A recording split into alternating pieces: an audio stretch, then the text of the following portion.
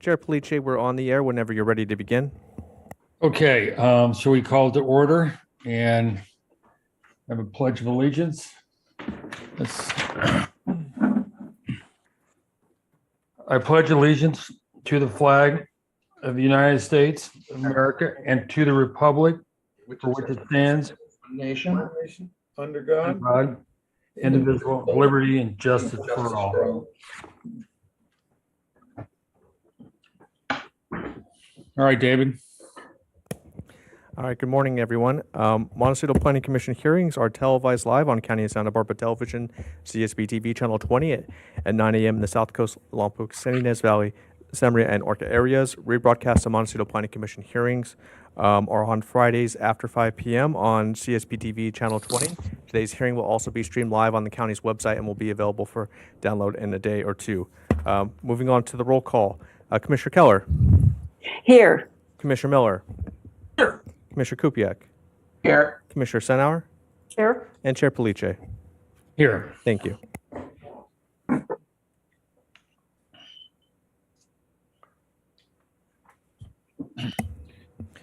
Mr. Chair, for the next item, I'm not sure if Ms. Plowman would like to introduce. I can read it into the record, and then I just wanted to point something out about your next meeting.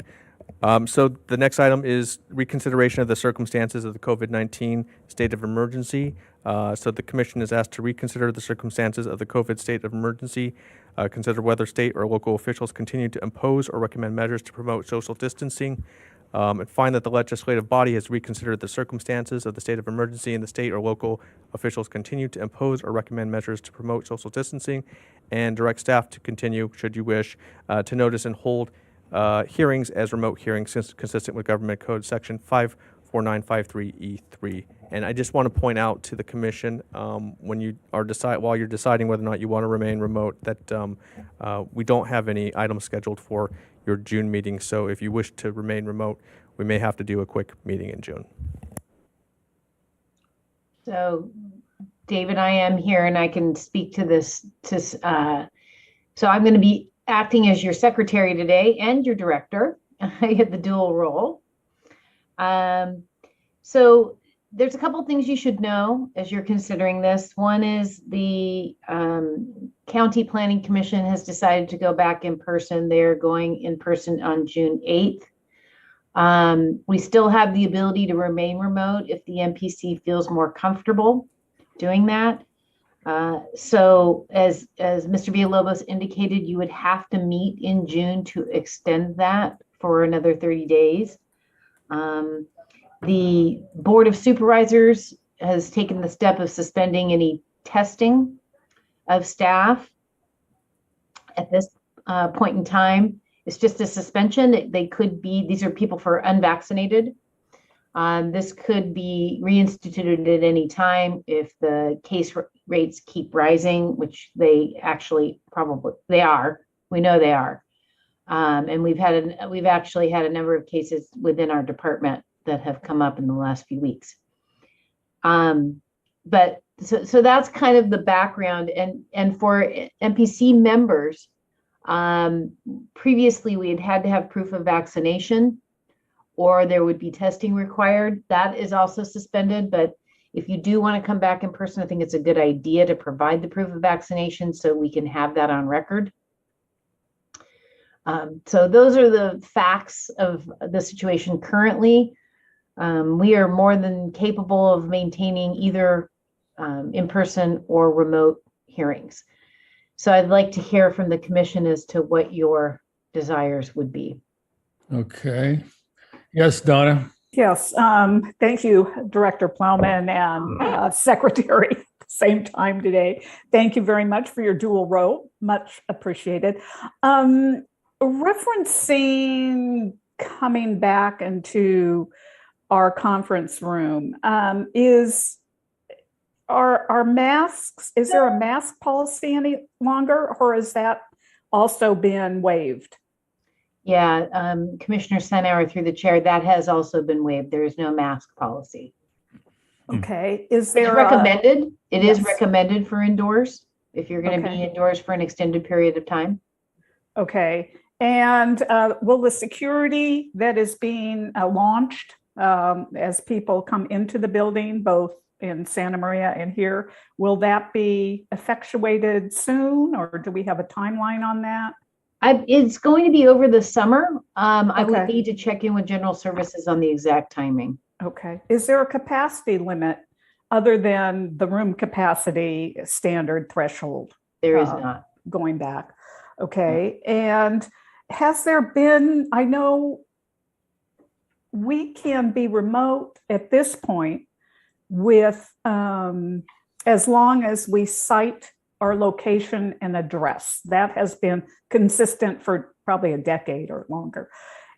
Is there, I know you've been kind of trying to get up to date on if there's been change on that, or how is the legislature moving on that vis-a-vis the Brown Act, where you don't have, it's basically a Zoom meeting without the citations of location and address? Mhm. So Commissioner Senator, through the chair, there are a couple of bills moving through the legislature right now to amend the Brown Act.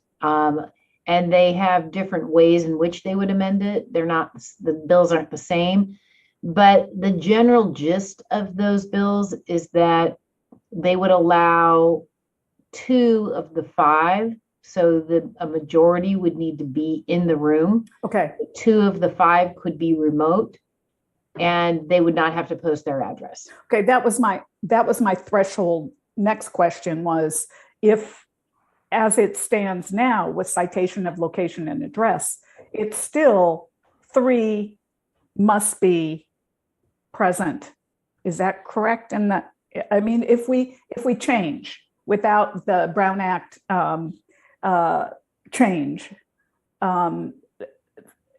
Do you have to go back and look to see Okay. if there's a majority has to be in Right. the room? Okay. Mr. Pettit looks like he has something he's going to offer up here. Please, Brian. Yes, Commissioner Senauer, through the chair.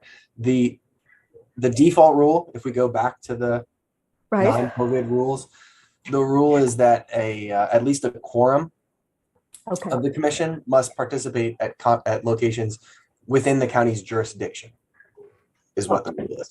Oh, so not necessarily in the same room. No, but I did want to add, so that it's clear to the commission, it's not just that the agenda be posted and noticed, but the teleconferencing location must be accessible to the public. Yeah. Okay. So if you were operating from your home, you'd have to Right. post your address and you'd have Of to be able course. to invite people in. Of course. And if I was in Australia visiting family, same thing. Yeah. Okay. So you don't have to be within the county is my question. Commissioner Right. Senauer, through the chair, With 2, right, a quorum needs to be within the county, jurisdiction of the the. jurisdiction. And my final question, thank you, is can it be hybrid? Will it be hybrid? If in fact we choose to be in person, will there be a Zoom hybrid available for the public who, for whatever reason, might not be able to travel, get to the location site, etc.? It will all be on channel 20, as always, correct? Yeah, But will Commissioner- they be able to participate? Yes. So Commissioner Senator, through the chair, yes, we plan to keep a hybrid process so that people have the opportunity to participate in either capacity. Okay, great. And at the board, we have found that people do both. Yes, yes. Okay, thank you very much. That's all for now. Appreciate, thank you. Commissioner Keller, you want to go next? Thank you. Regardless of what we want to do in the future, it seems as though with nothing on the agenda for June, it would be easier if we voted to make the June meeting online so that we could have our brief June meeting and make a decision about July. And in regard to that, I will be out of the jurisdiction in June. I will be not out of the country, but I will be in Alaska. So I don't believe I will be able to participate remotely, but I still think we should wait until June to make a decision about in-person versus not. And also, I guess I wasn't clear, Director Plowman, does this mean that if we choose to go back live, can make rules that are specific to our meetings, such as requiring that everyone wear masks, or such as requiring that everyone show proof of vaccination or a negative test? Is that something that we can, I'm not talking about the participants, I'm talking about the panelists and the staff. Is that something we could add as a condition to going back in person, or are we precluded from doing that? Commissioner Keller, through the chair, we don't have a provision that would allow us to mandate that. It's a recommendation, and that's all we could ask. So we're no longer testing people that are non-vaccinated people in the office anymore. So we really don't have a lot of controls that we can enforce. So my question was, could the Planning Commission institute any conditions? And it sounds like we can't. Can we at least request that people make their vaccination status known so that we know who should be avoided, possibly? That would be helpful. I can look into that, but I don't think that is something that the commission could do. Okay. Could we request that people voluntarily acknowledge their, it's one thing to have people sitting in the office, audience, but if we spend a day in a meeting and we're in close proximity with each other, I think we'd all be more comfortable knowing that we were vaccinated or boosted, or if not, then how to manage that. Is that something we could request? Commissioner Keller, through the chair, I do not recommend that. I understand why. Well, maybe you don't, but some of us are very, very high risk. Yes. I think that being in person is a good idea, because I think it allows a lot more participation by the community. But I don't want to put any of us at higher risk as a result of doing that. And it sounds as though if only two of us can be remote, that might become an issue. So I'd like to know what ability we have to ascertain our own particular safety. Commissioner Keller, through the chair, I don't have anything through the health order that allows you to do that. I don't. And so I think if there's a concern that we revisit this back in, let's extend in June and let's revisit this in July and see where things are. I completely understand why you have a concern.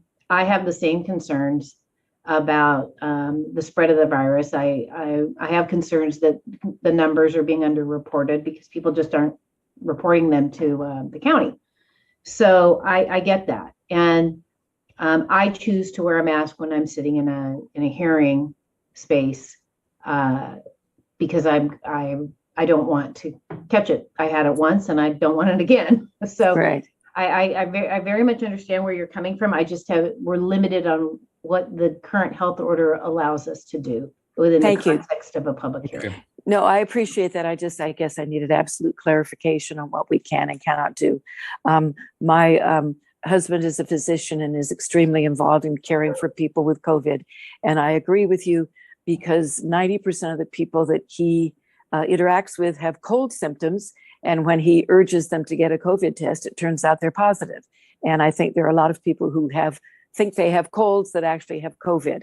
And for those people who are in the higher risk categories, that's a problem. So we need to balance the what would be fair for us and fair for and appropriate for the community. So thanks for your clarification. Thank you, Commissioner Keller. Commissioner Miller, do you have something you want to say? And then very briefly, when we say jurisdiction, is it the county or is it our little kind of planning bubble, like our little blob on the map? What is defined as jurisdiction for the Montecito Planning Commission? Chair, I have an answer for you. Go ahead, Brian. Commissioner Miller, through the chair, I actually was curious about that question as well. So I looked up the statute. A quorum of the members must participate from within the boundaries of the territory over which the local agency exercises jurisdiction. So the Montecito Planning Commission has jurisdiction over the Montecito planning area. So I would suggest that the commissioners would be required to participate at teleconferencing locations from within the Montecito planning area. Understood. Thank you. All right, Commissioner Sinar, you have another Yeah, comment? So, council, so is that now? No, it's if we go back. I'm confused about the jurisdiction now. When I'm in DC, I'm attending, does that not, it does not qualify for attendant? Could you kind of clarify that? Sure, Commissioner Senauer through the chair. I was referring to the default rules, so the Okay. non-COVID teleconferencing Gotcha. rules, Okay, which is that decision makers can participate from anywhere at a teleconferencing location, so Okay. long as a quorum participates from locations that are within the jurisdiction of the body. Okay. That's And very, those locations need to be noticed and accessible to the public. that's very helpful. My last question is regarding I understand that there is not any longer a mask mandate if we just zero in on masks.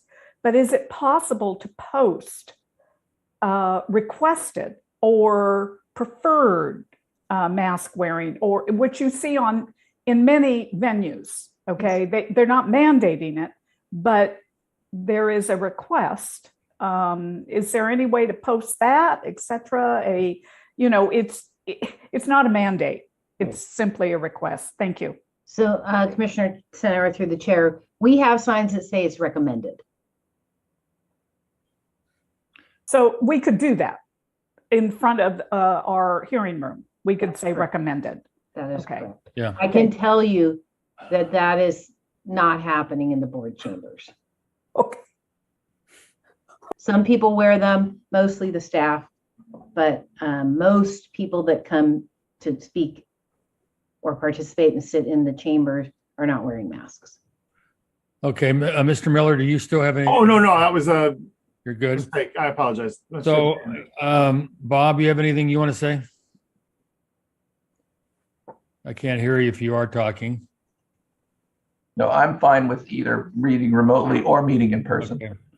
Okay. Well, my 2 cents at this point is that I kind of agree that without anything on the agenda, I don't see any reason to get all riled up about going in June. And this trend, which is, unfortunately, the outbreak is, the amount of COVID that we're recording higher numbers everywhere right now. And I think we need to pause and decide in June whether we want to be in person in July and not push it. That's what I would suggest, especially since there isn't at this point anything on the agenda for June, unless we continue what we have on our docket today, which I might recommend.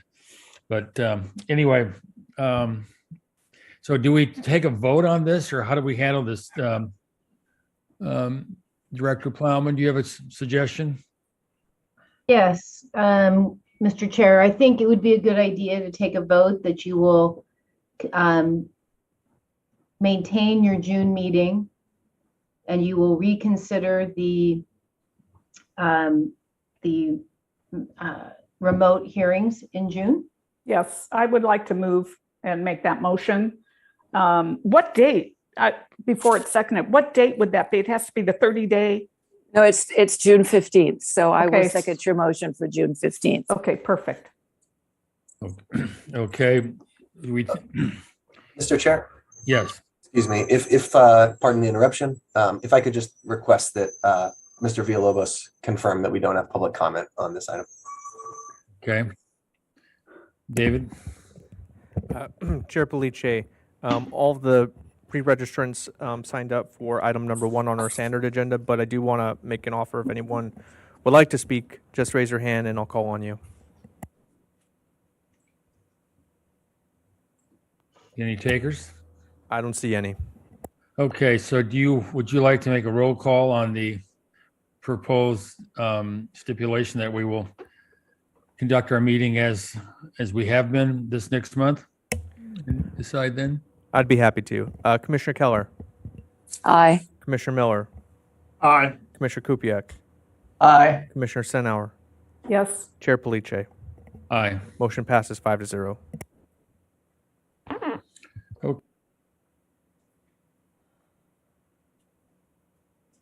The next item on the agenda is the agenda status report. So today what we have is the briefing on the Highway 101 project. And we don't have any changes to that. So if there are any questions about the agenda, I'm happy to answer them.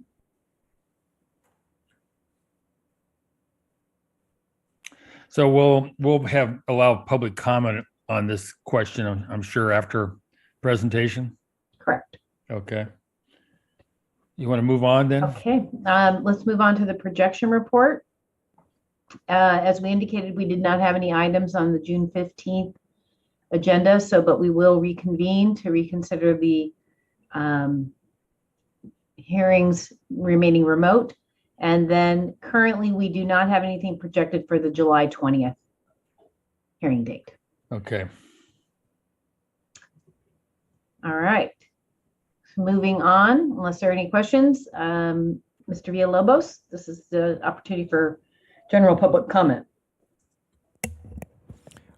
Again, Mr. Chair, I didn't have anyone sign up to speak for this item, but I just want to again offer it to anyone who's in attendance in the Zoom meeting.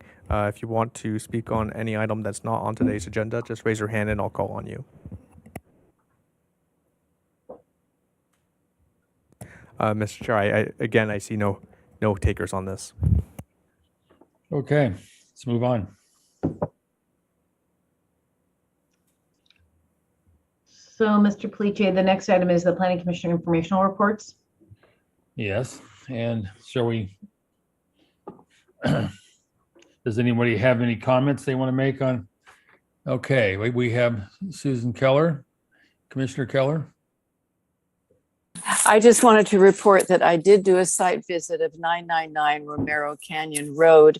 And I also attended the MBAR meeting. These were both on May 5th, I believe. And the project, I think other commissioners also did the site visit. And between the first appearance at MBAR, which anticipated an appeal, which is why I felt it was important to see the project. This project was significantly adjusted, altered, and brought much more into compliance with the concerns of the neighbors. And at the MBAR meeting, it appeared that there should be no opposition to the project going forward. So I doubt that it will come before us on appeal, but it was very informative to be able to see the project. 999 Romero Canyon Road. Thanks. Thank you. Anybody else have comments? Informational reports? I will say for myself that I've had numerous conversations regarding today's meeting with the District 1 supervisor, and I was furnished information that I don't believe anybody else has received, and I want to ask that all the information that was sent to me could be sent to all the other commissioners, because I think we lack data to be able to give the kind of analysis that we should be doing if we're going to have this role as this to either approve or not approve this project or recommend that it be approved. So I'll come back to that in the bulk of the meeting, but I have got some disappointment that you all have not received the information, but I'll hold it there and not get too wordy at this point. So that's all I have to say. Anybody else? Donna, you have? Yeah, Chair Police to council through the chair. What is the protocol for that? I thought if it was distributed to one member, it needed to be forwarded to all members. And I'm not sure when Chair Police received the information, but I think at this point, noting that and citing that there's information to one but not to all is a process issue and protocol issue. It's a transparent issue as well. Go ahead, Brian. Commissioner Senauer, through the chair, just as a point of order, I just want to point out that the commission is providing at this point on the agenda informational reports on items not on the agenda. So I would recommend that we hold off on this conversation until we get to the item that's agendized regarding the 101. And at that point, the commission can have a discussion about what information is currently available and what information you're looking for further distribution of. Yes, I just want to make sure that at this juncture here that I make come clean and be transparent and mention that I have received information the last 48 hours, but we could talk about that and the details later, as you suggest. Hope that suffices for you for now, Donna, but we will talk more about it. All right, shall we move on regarding the minutes of the last April 13th and 20th? Mr. Villalobos? Anybody have any comments? Do I see any hands up? Do we have a motion? Yes, Ms. Keller? I believe we need to approve these separately, so I move to approve the minutes of the special hearing of April 13th. I second. Mr. Villalobos, you want to do them both at the same time? It's up to the commission. We can do either way. Okay, well, let's just take care of this since we have it in front of us. All right, unless there's any other comments on this set, Commissioner Keller, Aye. Commissioner Miller, Aye. Commissioner Kupiec, Abstain. I was absent. okay, Commissioner Senauer, Aye. and Chair Palice. Aye, Motion passes 401. thank you. Ms. Keller, do you want to try again? Thank you. I move that we approve the minutes of the hearing of April 20th. And I second. Okay. Mr. Villalobos, roll. Commissioner Keller, Aye. Commissioner Miller, Aye. Commissioner Kupiec, Aye. Commissioner Senauer, Yes. Chair Palice. Aye. Motion passes 5-0. Okay, thank you. Moving on to Director's Report. Mr. Chair, members of the commission. Hold on one second. Let me bring my report up. So we have, I briefed you on a couple of things that I would normally brief you on, which is COVID, and then also the Brown Act bills, which are still moving through the legislature. I have only a few things to report on today. It's pretty light. The board, I wanted to let the commission know, is not going to be having any hearings on election day, which is June 7th. We have budget hearings on the 16th, or I'm sorry, June 14th and June 15th. And then the board will be taking its summer break the last 2 weeks of July and the first 2 weeks of August. The board has taken action on a few items. They are countywide items over the last couple of weeks. They took action on Key Site 3, which is an ORCUP project, last week. And then this week, yesterday, they took action on an appeal of an ADU in the Summerlin area, an appeal of a single family home in the San Ynez Valley, and then the Santa Barbara Ranch appeal of the planning director's determination that they were in compliance with their development agreement. So on all of those appeals, the board denied the appeals and upheld the actions of myself, the director, and then the planning commission on those on the ADU and the single family home. Future items at the board include 2 cannabis appeals on the 24th of May, Creekside and Everglade. Those are both in the Carpinteria area.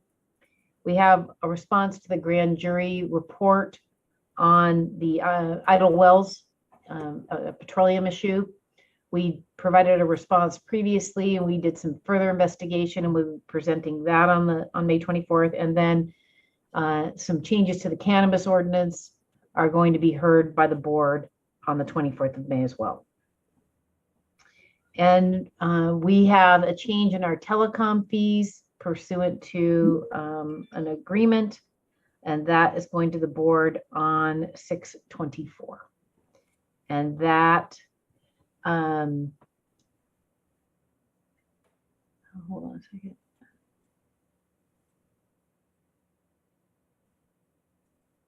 I have just one quick question I'm taking a look at.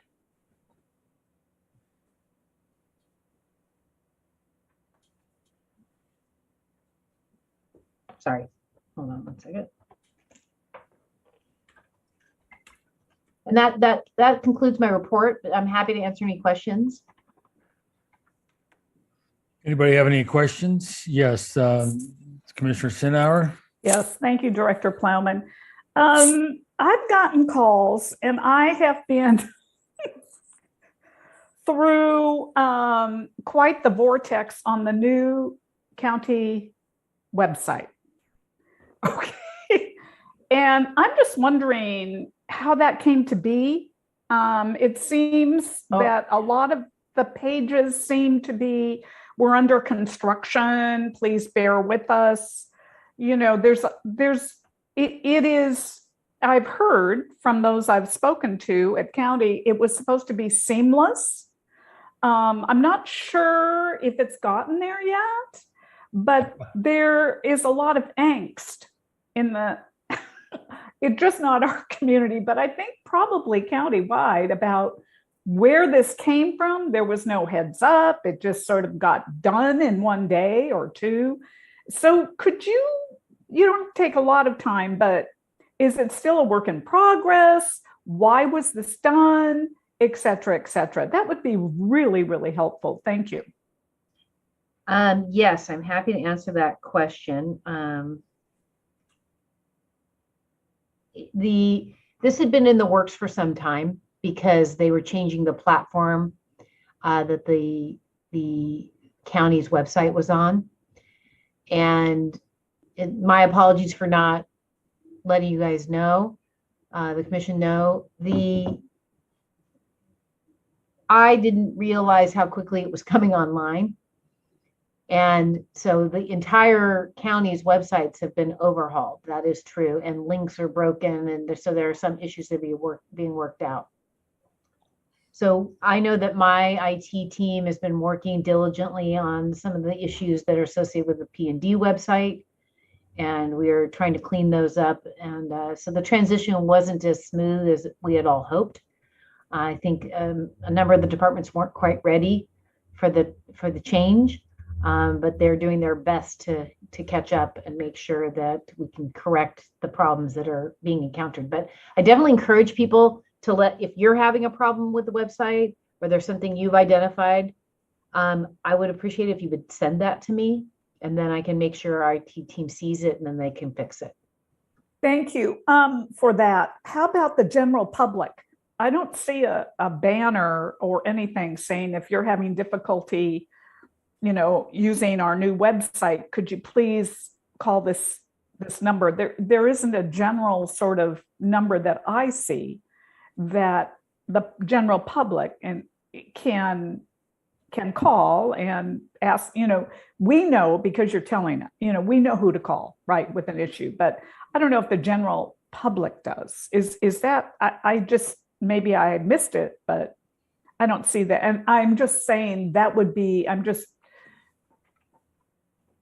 I think offering that would be helpful. So whoever you talk to in IT, et cetera, in general about the general new website, I think that would be helpful to, rather than this page does not exist, which basically is what is posted. So that's all I have to say about it. Thank you, Director Plowman. You're welcome. Okay. Commissioner Keller, do you have any more to say?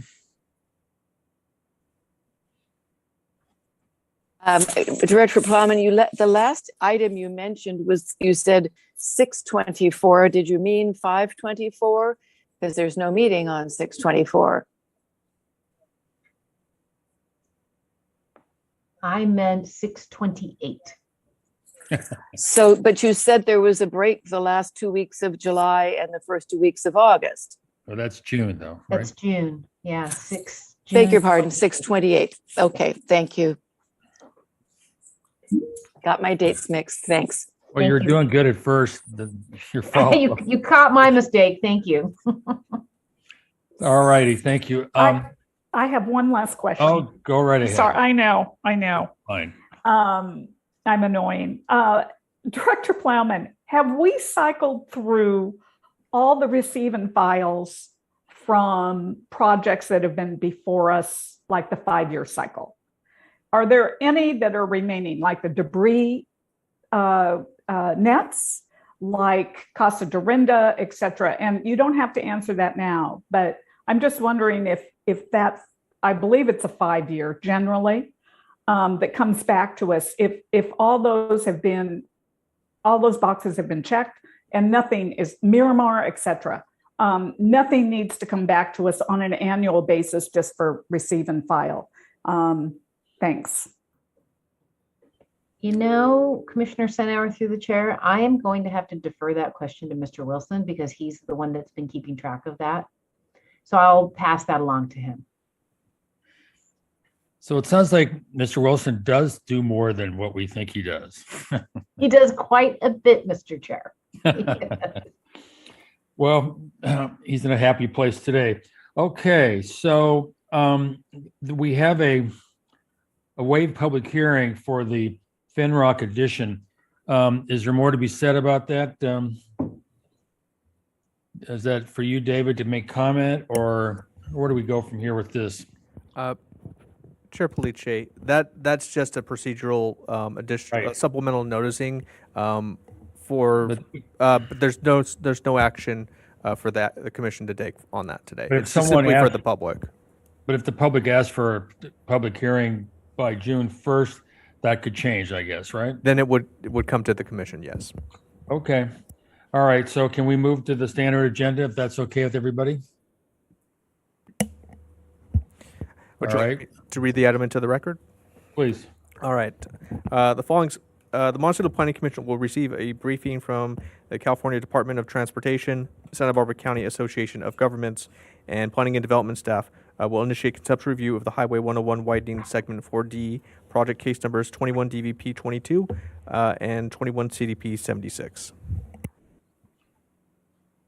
Okay. So, Mr. Chair, Yes. just in advance of the discussion, I just wanted to reiterate that this is a conceptual hearing. It's informational, and it allows for open discussion and questions. But there are limitations to what a conceptual hearing allows, and we want to make sure that the commission does not in any way jeopardize any future potential action that they may need to be taking on this case or making recommendations on it. So with that, Okay, I'd hold- ask Mr. Pettit. But, okay, go ahead. I'm going to I ask was gonna Mr. Pettit to provide some additional information on what the role of the commission is in a conceptual hearing. Thank you, Okay. Director Plowman, Mr. Chair and Commissioners. Just as a reminder of the Montecito Planning Commission's role in the project overall, the Montecito Planning Commission will be acting as a recommending body to the County Planning Commission, who will be the decision maker on the permit. That hearing will occur at a future date. In terms of the scope of conceptual review, the Montecito Planning Commission procedures manual doesn't specify the scope of conceptual review, but the County Planning Commission manual does. It provides that the intent of conceptual review is to provide the Planning Commission input early in the planning process for the benefit of the applicant, public, and staff. And it provides that the hearing may be less formal in manner and discussion than a decision-making hearing. It generally includes a general staff presentation, applicant presentation, public comments, and individual commissioner comments. In response to a question that Commissioner Marshall had at an earlier hearing, the manual provides that no commission consensus shall be developed, nor any vote taken on any aspect of the project at conceptual review. And I would recommend that the Montecito Planning Commission follow the general parameters of conceptual route review set out in that manual for today's hearing.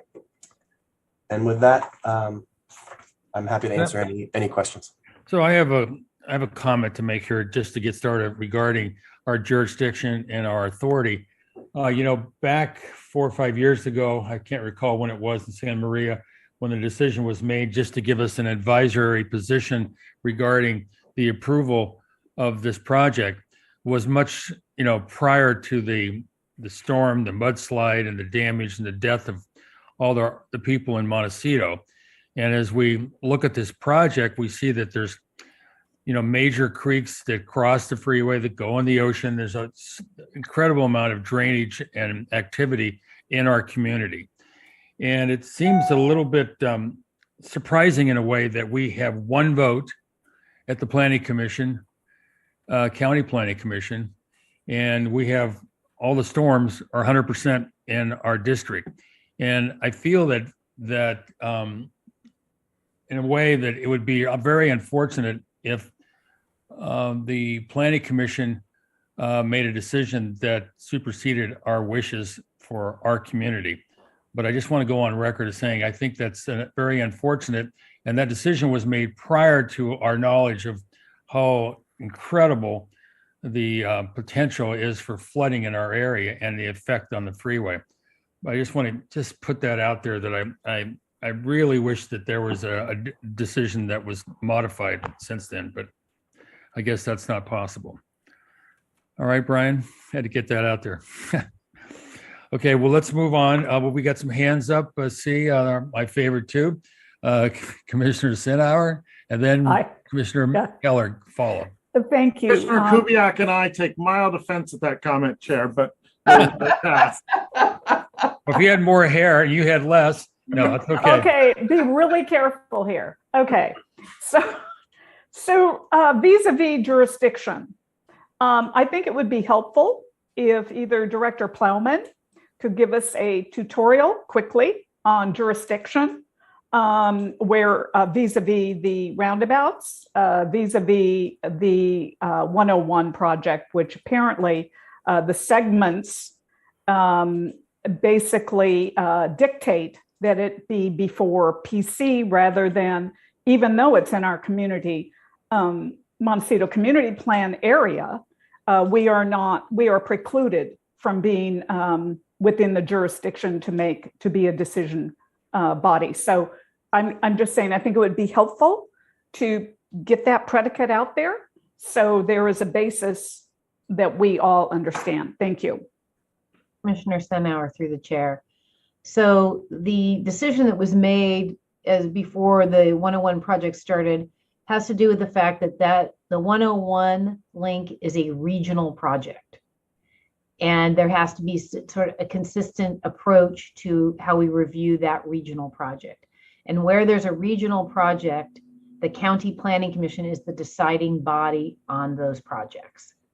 With respect to the roundabouts, those were essentially within the community plan area or within the jurisdiction of the Montecito Planning Commission. And so that was a different procedure that we took, and we allowed the county planning or the Montecito Planning Commission were the decision makers for those particular projects. So that's the key issue that and factor that needs to be understood, is that when it's a regional matter, the County Planning Commission is the decision-making body. Are there any questions about that? Well, as I recall, it's before your time, but we were sitting in Santa Maria when this was voted on, and Supervisor Salud Carbajal made the comment that we would have this advisory role. And so they voted on it, and we that's what they came away with. Now, I do not know and wonder what, if that's not binding, what is that just a suggestion what the planning might consider? I mean, what is that? Why bother to have an opinion or a vote for recommendation if it doesn't have any teeth, so to speak? Mr. Chair, I think it's very important for your body to consider the public comment that you hear at your hearings, to look at a project that's within your area and make recommendations. And I don't think that the Planning Commission, County Planning Commission, takes those recommendations lightly, particularly when it's a program that's directly affecting your community. So I would recommend that the commission, I mean, obviously you will be making recommendations, but I don't want you to think that those recommendations aren't taken seriously, I guess is what I want to share with you. Okay. All right. So we'll go on. Commissioner Keller, another comment. Although we are not allowed to make any effort to reach consensus in our deliberation, I just wanted to ask Mr. Pettit, are we allowed to express opinions or concerns? Commissioner Keller, through the chair, yes, certainly. Commissioners are Okay. within the discretion to, within the scope of individual commissioners' comments to express concerns and issues of concern for. Thank you. And secondly, I have great respect for the First District County Commissioner, and I know that he would present our case adequately, and I believe the other county commissioners would listen to his recommendations for our portion of the community and defer to him in terms of the concerns that we express. My only consideration or concern is that is the method by which we are able to communicate our preference, our advice, our concerns, our recommendation to the County Planning Commission. I wonder if I have found in the past, quite honestly, that sometimes when we have positions that are being presented to the Board of Supervisors by staff, that there isn't as complete a presentation or an explanation of our concerns or our position as would be helpful for the Board of Supervisors. And yet we have been discouraged as planning commissioners to go before the Board of Supervisors. So I'm wanting to get clarification now as to whether or not at the time the County Planning Commission hears this issue and are in receipt of however our recommendation is worded by staff, if the Montecito Planning Commissioners can participate and can clarify or answer any questions regarding that recommendation. Mr. Pettit. Commissioner Keller, through the chair, I will provide a response to that. We were happy to work with the commission on the recommending resolution. And so we can work with the chair on that to make sure that we have accurately depicted the commission's particular perspective, and you can provide any clarifications to the recommended actions. But you're going to be taking an action and making formal recommendations, so that will be in the record. But if there is some element of the resolution that you would like to add to as in the preamble or something like that, we can work with you on that. That's my recommendation. Okay. Okay, but if this- you may be aware that there are different policies specifically with City Planning Commission and the city, and with County Planning Commission and the county, vis-a-vis Montecito Planning Commission and the Board of Supervisors. So there has been a little conflict in the past about what exactly we are able to do as individuals. And I just wanted to, in advance, have clarification of that. Possibly that can be discussed further at the point that we are actually making the recommendations, because I think it would be beneficial if, since this seems to be an issue that is of such great importance to us, it would be very valuable if we could be not a part of the meeting, but at least speak if needed, or if we thought it was necessary at the meeting. And I would like to know if that is allowable. So that is something that's always been a bit of a gray area in regard to our ability to speak before the Board of Supervisors.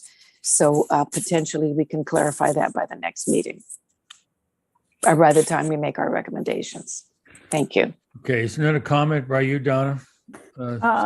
Yes, indeed. Okay, thank you. I would like to request, if possible, Mr. Villalobos, when we individually make comments or voice our opinion regarding a certain component or element, can it possibly follow the same process as our MBAR does, where individual comments in conceptual are noted in the minutes? So there isn't consensus, but there is acknowledgement of particular elements or components of individual board members. They aren't necessarily identified per board member, but they are identified as elements or components of concerns, etc. Would that be helpful in the minutes? Could we add that? Director Plowman, do you know of which I am referencing after this? So there is basically a record of what 1, 2, 3, 4, the elements. Is that going to be incorporated into the minutes? Is the conceptual what we're going through now? Is that confusing? Or David, do you understand, or counsel, what I'm referencing? I'll start, and Thank Council you. Lisa can. So I would just point out that would actually be probably a rare occurrence. I think for the most part, the BAR only records consensus statements. In rare circumstances, the board can agree with each other to make note of the minority opinion on something. If that's from one member or two members, I think there's nothing wrong with that. They're your minutes. You can do what you want with them. Okay, thank you, David. I just recall that there could be up to 5 or 6 comments in conceptual, like story polls need, like, yeah, revisit this, not assigned to a particular board member's voice, but in conceptual, all these are listed. So I think it would be helpful if it is not precluded. Thank you. No, absolutely. For Planning Commission conceptual review items, that is the process. I'm trying to think of the last one that we did. Maybe the gas station in the city jurisdiction. That was on Coast Village Road. That was a few years ago. That might have been the last one that I recall. But we did actually do something very similar to BAR minutes for that. Thank you. That would be my recommendation. Personally, I think it would be helpful in the minutes to just record the elements and components of our concerns conceptually. Thank you very much. Mr. Chair, can I just make a comment really quickly? I think at the end of each commissioner's comments, they may want to summarize what their main concerns are so that David Villalobos can get those into the minutes. And then you'll have an opportunity to review the minutes. But I would also recommend I know there's some questions and concerns, and hopefully we've satisfied the commission's questions, but I would recommend we move forward with the item at this point. We have a lot of people online, and I'm all for that, but you made a statement, and I want to make sure we get this understood, because I've already had comments come to me via text and email. The decision I recall being made that precluded us from having a decision-making power was made by the Board of Supervisors, not by some regional board. I guess it was the SBK. I take it back. It was the SBK board that decided this. But is there a code that requires that the county planning versus the jurisdiction of the town? Like, why did we have authority to make these decisions for our roundabout on San Ysidro, but would not have the power to have any influence on the decisions regarding the creeks that flow in Montecito that go across that freeway? So I'm just not certain. Can I just guess that's a question for either Brian or for you, Mrs. Plowman, whether or not what is this jurisdiction that causes this to be decided by the planning commission and not by the jurisdiction of the community? Chair, Mr. oh. Go ahead. Is there? Sorry, this is Nicole. Okay. I just, Chair and members of the commission, the county code, section 2-25.2, as codified, states that regional projects should be heard by the county planning commission. And that's where the authority for the county planning commission on this project is derived. I'll accept that for now and we'll move on because I think time is of essence. And let's get to the report. So let's proceed. Good morning, Chair and members of the Commission. My name is Chris Schmuckel, and I'm the planner that's working on this project. So today I'm going to present the Highway 101 Widening Segment 4D project to the Commission for conceptual review. So the Highway 101 Widening project is a regional transportation project proposed by Caltrans and the Santa Barbara County Association of Governments to widen the U.S. Highway 101 freeway to 3 lanes from Carpinteria to the city of Santa Barbara. If you look at this slide, you can see that the project has been broken up into segments A through E. Segments A, B, and C are located in Carpinteria to Summerland and are currently under construction. And segment D is located in Montecito. Segment E is located in the city of Santa Barbara's jurisdiction.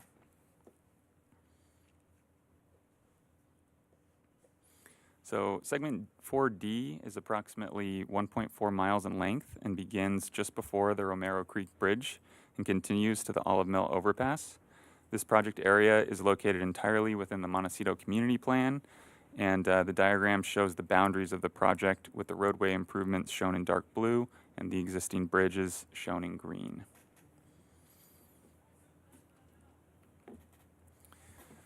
So the project consists of adding a part-time continuous access high occupancy vehicle or HOV lane in both the northbound and southbound directions of Highway 101.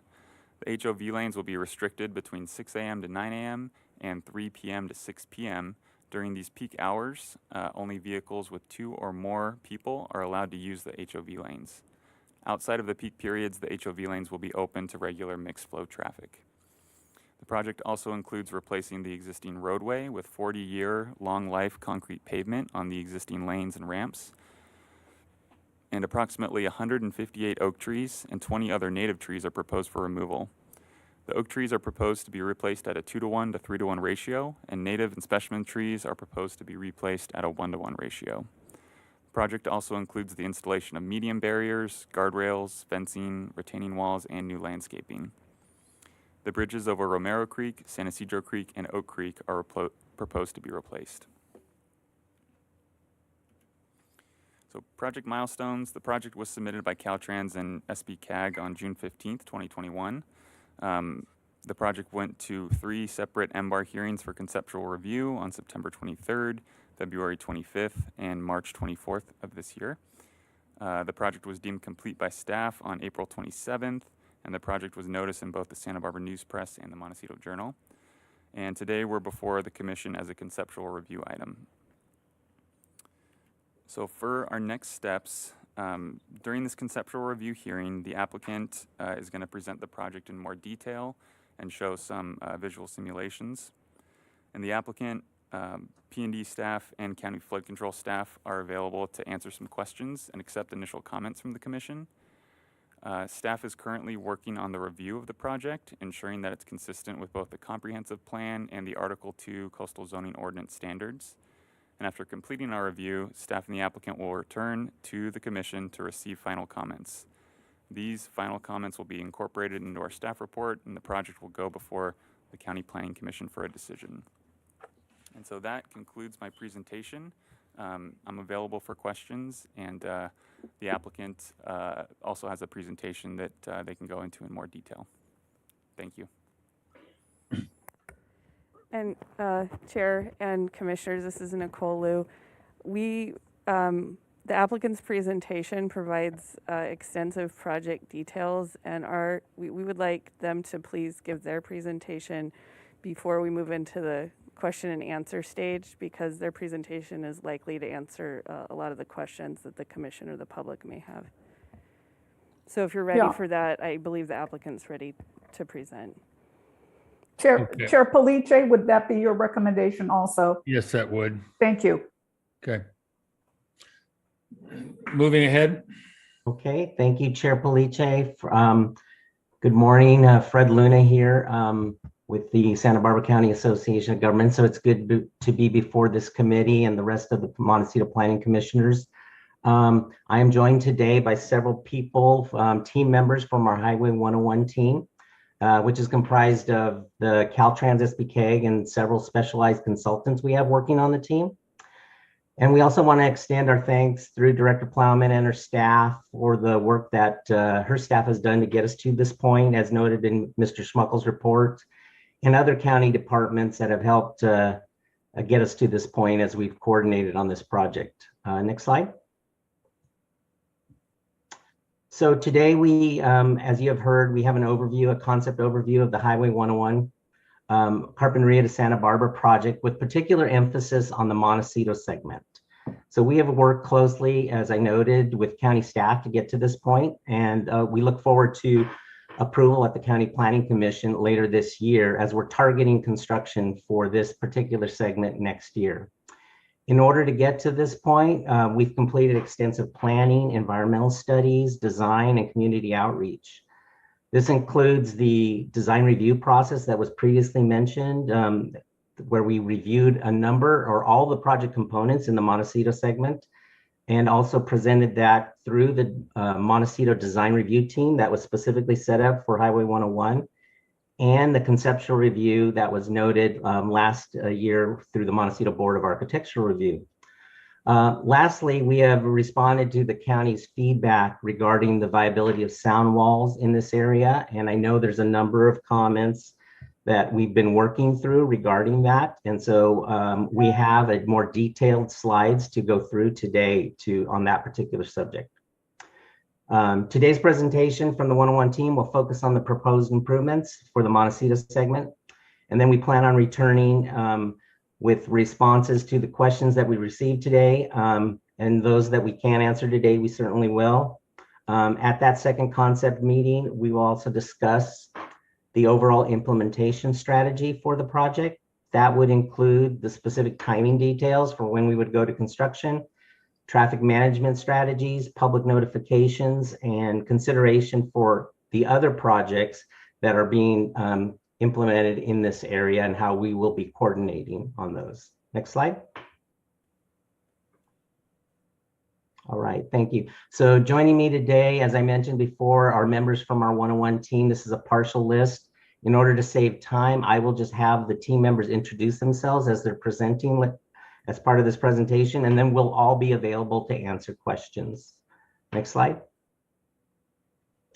So as you know, the origins of the Highway 101 project extend back decades, and it's important to be mindful of the purpose of this project. It's a traffic congestion relief project, and we've all been living with these issues of traffic congestion on Highway 101 for some time now.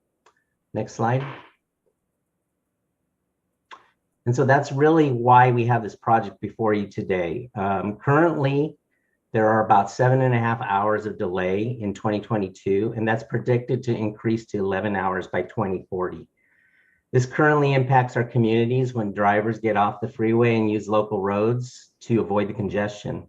I know many of you probably have experienced this. This itself results in decreased quality of life for all the communities in the larger regional area where this project is being implemented, and the major commute areas between Ventura and Santa Barbara and Goleta.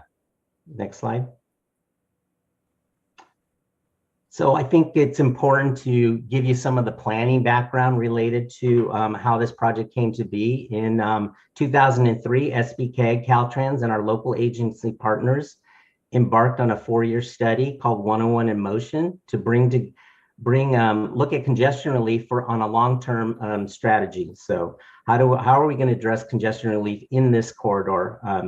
The objective was to generate a package of improvements that was inclusive of a multiple number of modes and programs to address long-term congestion relief.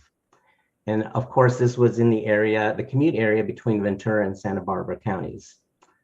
So this pie chart has been used and shown at a number of meetings over the years, is the final solution package, which has become known as the lane and the train, and many of you are probably familiar with that. These are, it came to be known as that because those were the two primary components to address long-term congestion relief. The lane solution was a carpool lane, as was noted previously, implemented along 11 miles of Highway 101, and then the commuter rail strategy. In addition to that, these components are complemented by other operational and safety improvements, both on the freeway and on parallel road connections, and then demand management strategies. So in total, it's a multimodal package across all the communities on the South Coast. Next slide. So as you've seen, we're in the midst of implementing these strategies. We have the Highway 101 Carpinteria to Santa Barbara project is the last of 4 separate phases that have been implemented to add additional lanes on Highway 101. The current project between Carpinteria and Santa Barbara is segmented into 5 different segments from Carpinteria all the way up through Santa Barbara. 3 of those segments are under construction right now, covering a total of 7 miles. And this has all been made possible through a partnership of federal, state, and local funds. And on the local level, it's important to note that the Measure A sales tax funds are the primary use to leverage those federal and state funds. In 2008, the voters of Santa Barbara County approved local funding at nearly 80% of the total voters of the county supported Measure A, under which Highway 101 was a flagship project to implement and deliver in partnership with Caltrans and our local agency partners. Continuing on this progress to finish the remaining segments in Santa Barbara segment and the Montecito segment will require the same partnership and the mix of funding as we move forward.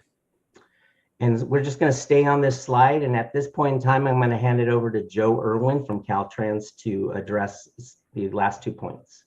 Thank you very much, Fred. My name is Joe Irwin. I'm corridor manager for Caltrans, covering the 101 corridor here in Santa Barbara County. Regarding the environmental impact report, as you've heard in this presentation, this is a regional transportation project. And so that EIR studied the impacts for the entire corridor over that region between Carpinteria and Santa Barbara. And then regarding federal and state safety upgrades, this project is designed based off of the most current federal and state transportation safety standards. And this is important since the highway was built in the 1950s. So today's standards are going to help with things like improved merging opportunities, enhanced sight distance throughout the corridor, and improved safety overall. Next slide. So locally, what does this mean? Well, this project provides a number of different benefits, but one of those key issues that we're addressing is the use of the right road for the right trip. So Highway 101, it should be the best option for that regional through traffic. There's people that are coming from outside of the area, passing through the corridor to another location. Unfortunately, when the freeway experiences congestion, some of those drivers, those regional drivers, will get off and start using local roads for that regional travel. And this happens when there's not enough capacity. So keeping regional through traffic on Route 101, what that does is it enables the local roads to function as they were intended to function. So North Jameson Lane, that can serve for that Montecito through traffic.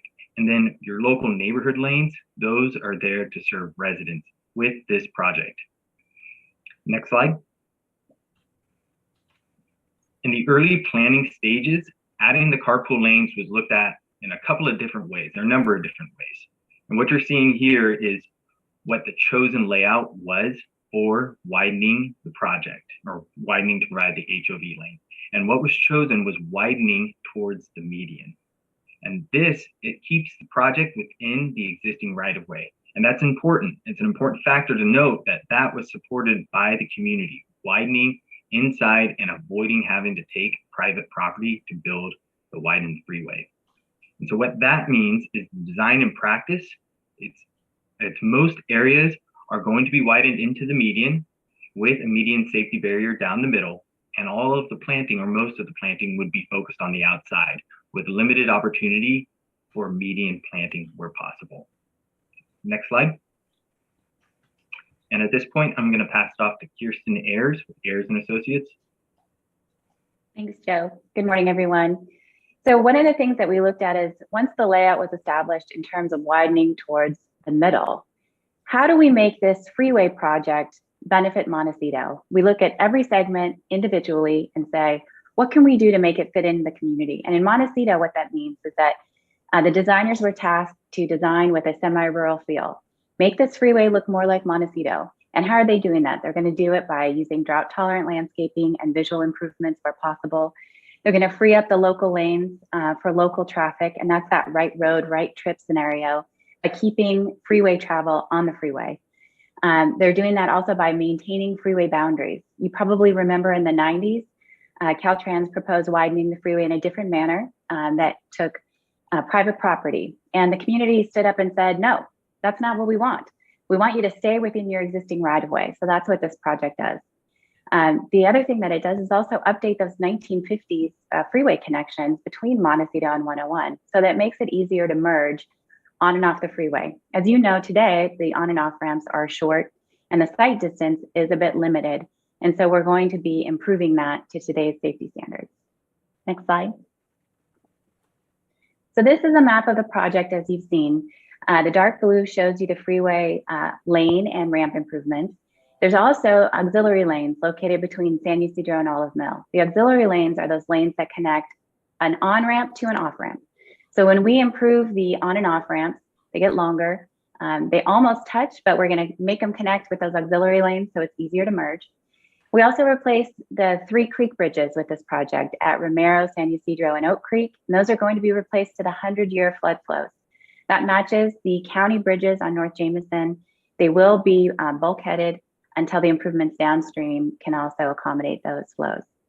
And then there are also 2 local projects, parallel projects, if you will, very well known in this segment, the Olive Mill Roundabout and the San Ysidro Roundabout. Next slide, please. This map shows you 11 of the parallel projects that go along with the freeway project. So not only does this project improve Highway 101, but there are local access improvements as well. And this map shows you 11 of those. 2 of the biggest are located in the Montecito segment with those 2 roundabouts we talked about. But all of these improvements are aimed at helping improve pedestrian access, bicyclist access, trail improvements. There are some horse trail improvements in Summerlin that are pretty fun. And then, of course, the vehicle access at those local intersections. And you can see the Santa Monica intersection is highlighted. That's the last one that was completed in December of last year. And the idea is to improve local connections and in some cases, connect the California Coastal Trail. Next slide. There's been an extensive community process, and I know you've all been involved in this for many years. If you look up at the upper right-hand corner of this slide, you'll see that the project team started with regional coordination between the county and the different cities involved in this project. For each segment, we have a design review team, and for Montecito, that included a member of the Montecito Planning Commission. Chair Police gave us a lot of his time to look at design details. We also had a representative from the Montecito Board of Architecture Review and representatives from the Montecito Association and the Coast Village Association. We went through every design element that could be adjusted for Montecito and talked about different options. What are the ones that make that semi-rural feel alive for this freeway segment? And we took all of that information, incorporated it into the project, and then we took it out and we shared it with the Montecito Association, the Coast Village Association, and we asked their opinion. We said, what do you think about all of these things? These are the items we're considering. This is the feedback we've gotten. What do you think? And in truth, the first response they gave us was, well, that's pretty good, but we think you could do a little bit better. So we came back and adjusted some things. And then they said, you know what, this is looking a lot better. We also did a lot of community mailings and email updates. We've had a lot of community meetings. We also work with the local media, and you've seen this where the project has been featured on the cover of the Montecito Journal, in addition to a wide variety of articles, newsletter posts. It's been in the News Press, the Independent, KYT, the Carpinteria Coastal View. We go out and we ask people to give us their feedback. Tell us what you really think. And as you all know, and I'm sure you've seen, and we'll hear it later today, people are very free in telling us what they think about the different items in the project. And that's leading us to the coastal development process that we're in right now with all of you. And so we anticipate at least 4 to 6 hearings with public comment and public process ongoing before this project gets approved and can move forward. Next slide. So the big topic of today, sound walls. We know you've heard about them from our February 3rd community meeting. We know you want to know a little bit more. So today we're going to give you some background information on the sound walls. This is a map of the project that we had been using up until February. As you can see, sound walls were shown with the dashed lines. This map was developed based on how the project stood through the California Environmental Quality Act, so through CEQA. And Caltrans has to follow a number of different guidelines to determine whether or not sound walls can be used. And one of the first processes is to take it through the CEQA process. Next slide. So these are the 7 steps that Caltrans goes through as part of the federal guidelines for whether or not sound walls can be located within a freeway project that uses federal funding. So the first 6 steps are where we were to get to the map you just saw, where the sound walls were included. This includes measuring existing noise levels, predicting future noise levels, figuring out who's impacted by traffic noise, what those traffic noise impacts would be after the project, and then what kind of noise abatement can we do? And for the federal guidelines, any noise abatement considered has to reduce noise by at least 5 decibels. So 5 decibels or more is the minimum for a noise abatement to be included in the project. So that was all studied. And then what happens is that each wall is looked at it from a cost versus an allowance amount. So there's an allowance given to each property. It's the same amount for each property. And the wall has to be determined, can you build the wall for that amount? It's a set amount. So that all was studied. And then the process includes going out to the people who would be impacted by that wall, good or bad. Do they get the noise abatement of 5 decibels or more? And what kind of impacts would their property face? Because, you know, building a big sound wall like this does have impacts as well as benefits. So sound wall voting occurred earlier last year. And we had a number of different meetings, public meetings, as well as voting process where we described the process, the walls that we were considering, and this process that you see before you. So the walls were voted on, and the majority of people wanted the walls. That moved us into the coastal development permit process, which is our 7th step. That's where we're at today. This step is where we analyze, can the project components, all of them, meet the local coastal policies? And the sound walls, as part of that requirement, was a request to analyze the walls against the recovery mapping that the county adopted after the debris flow. Next slide. So this is a map that shows you those sound walls and the dashed lines. When the project team looked at the recovery mapping laid over top, next slide. This is what you see. So the light blue is the recovery mapping laid over the Montecito segment. This shows you the special flood hazard areas of the recovery mapping. And the request was twofold. Number 1, do the walls fall within special flood hazard areas? You can see visually every single wall falls within special flood hazard areas. Number 2, analyze if the walls themselves would create a rise in the floodwater surface elevation of the special flood hazard areas.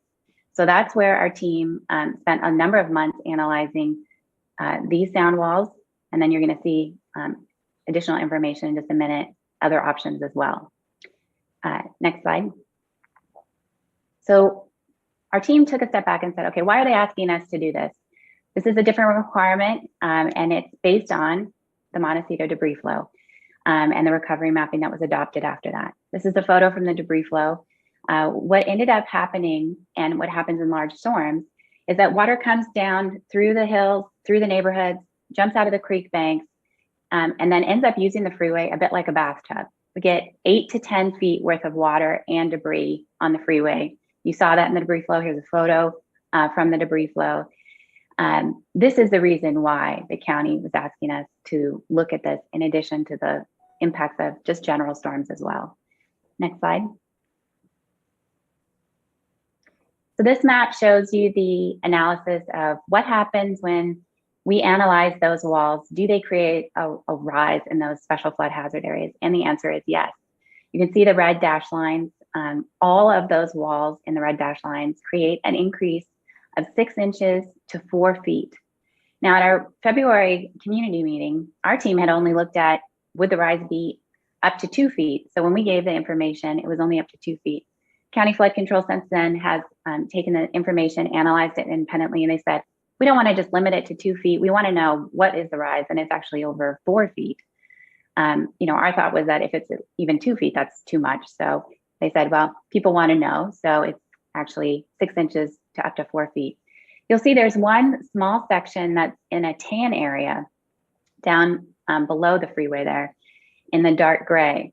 That little area actually is not in the special flood hazard area based on topography. So our team said, well, could we put a wall just in that little area that's tan?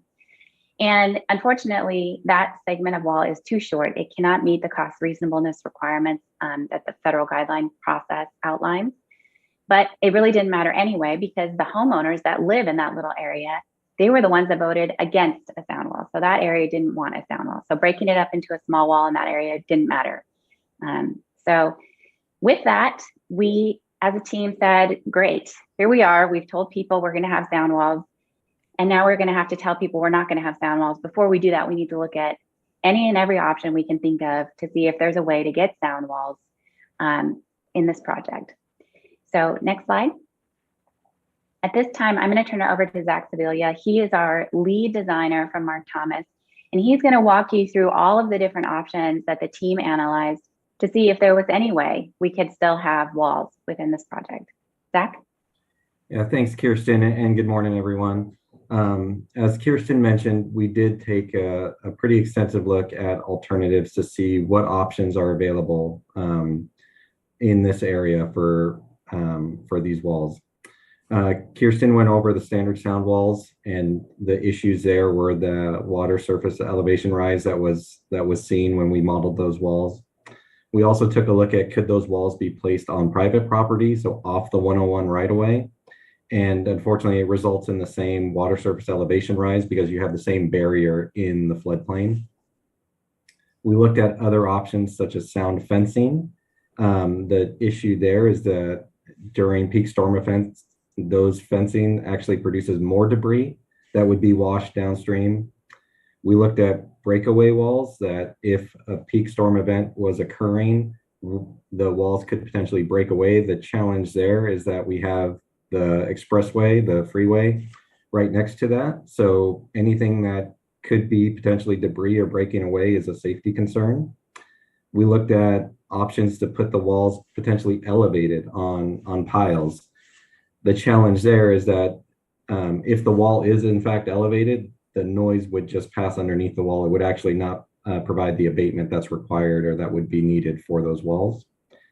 We looked at staggered alignments for the walls, so placing the walls, but with openings where they're staggered to allow floodwaters to pass through.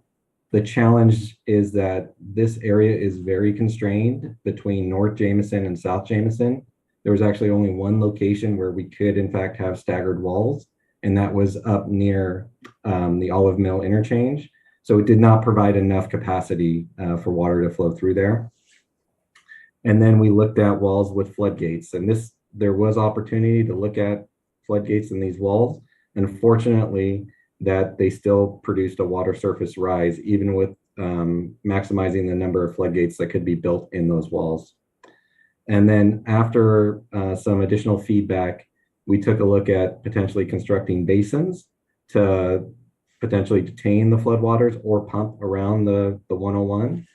And unfortunately, just given the volume of water that is coming down the hill, that is not possible. There's not a big enough area to retain the amount of water coming down the hill. And then the pumps, there's not current capacity to pump this water around the 101. Next slide. So what options are there for abatement as part of the project? What is being considered now is providing abatement for what are referred to as severe receptors. These are any properties that have greater than 75 decibels and noise adjacent to their property. So there's 11 properties, and what this is it's a right-of-way allowance that would allow the property owner to make improvements to their building, to their residence. So this could be improved windows or other types of improvements to provide noise abatement. We are also including the long life pavement that was mentioned at the start of this presentation. So it's continuously reinforced concrete pavement. A lot of the noise that's generated from the roadway surface is due to pavement that degrades over time. So having a long life pavement reduces the noise that comes off of the pavement.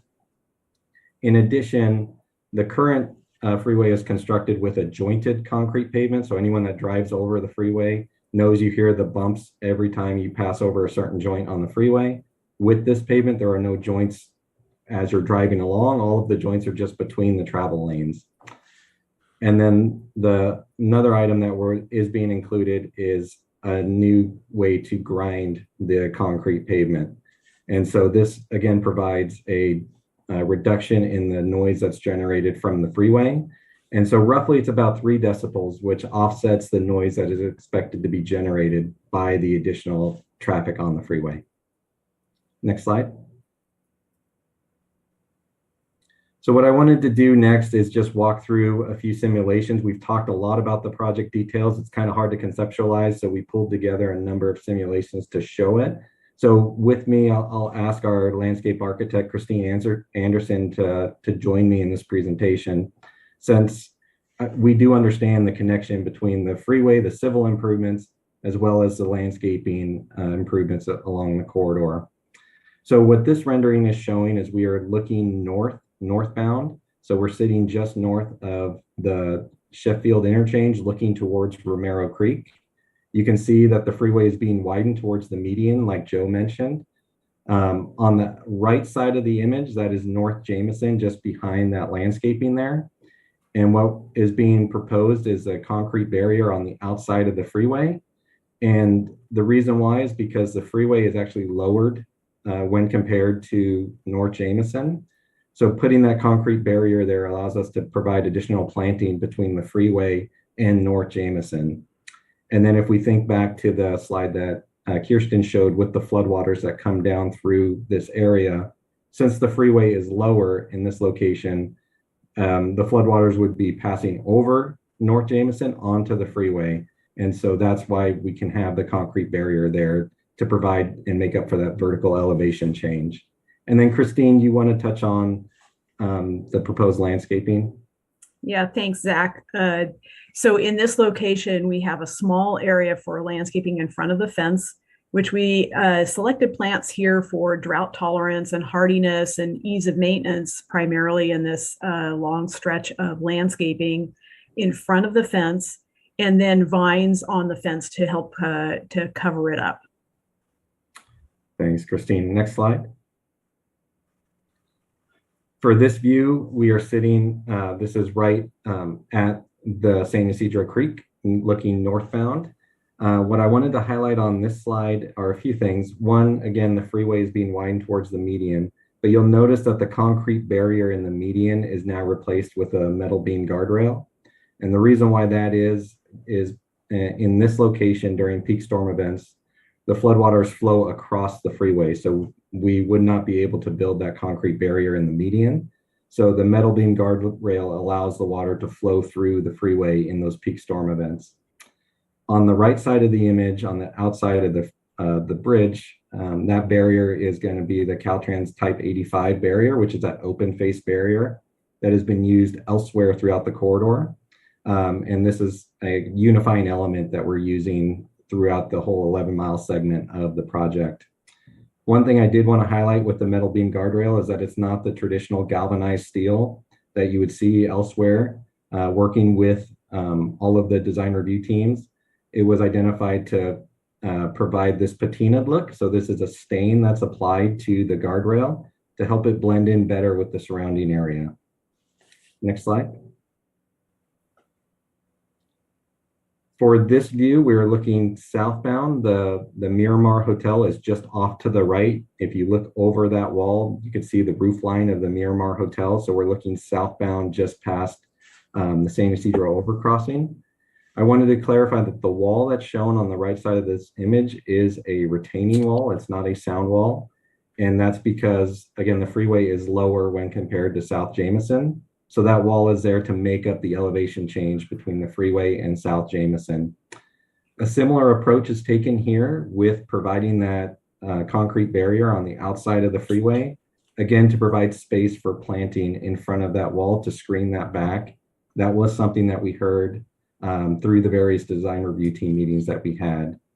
And then Christine, do you want to touch on the landscaping widths? Yes, absolutely. So on the left side of this slide, you can see there's a couple of sections there showing the different options for landscaping.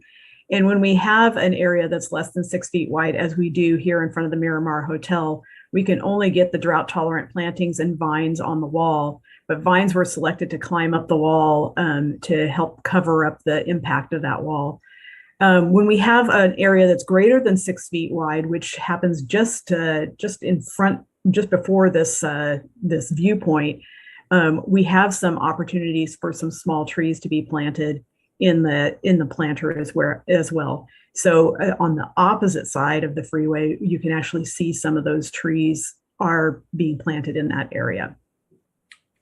Thanks, Christine. Next slide. So for this view, we just jumped over on the other side of the freeway, and now we are looking northbound. So the structure is the current San Ysidro overcrossing. What I wanted to highlight in this image is that the existing barrier on the bridge is being replaced, again, with that Caltrans Type 85 barrier. In addition to that, the sidewalks are being replaced on the overcrossing as well. It's just you can't see that as part of this image. One other thing to highlight is in this area, even though we have a fairly constrained corridor, when we approach the interchanges at San Ysidro and Olive Mill, we have additional room to provide enhanced landscaping. And that was something that we did receive feedback on, the desire to provide, as much landscaping as possible in the corridor. And you can see that reflected in these images with additional trees and other plantings in the area. Christine, anything to highlight in addition to that?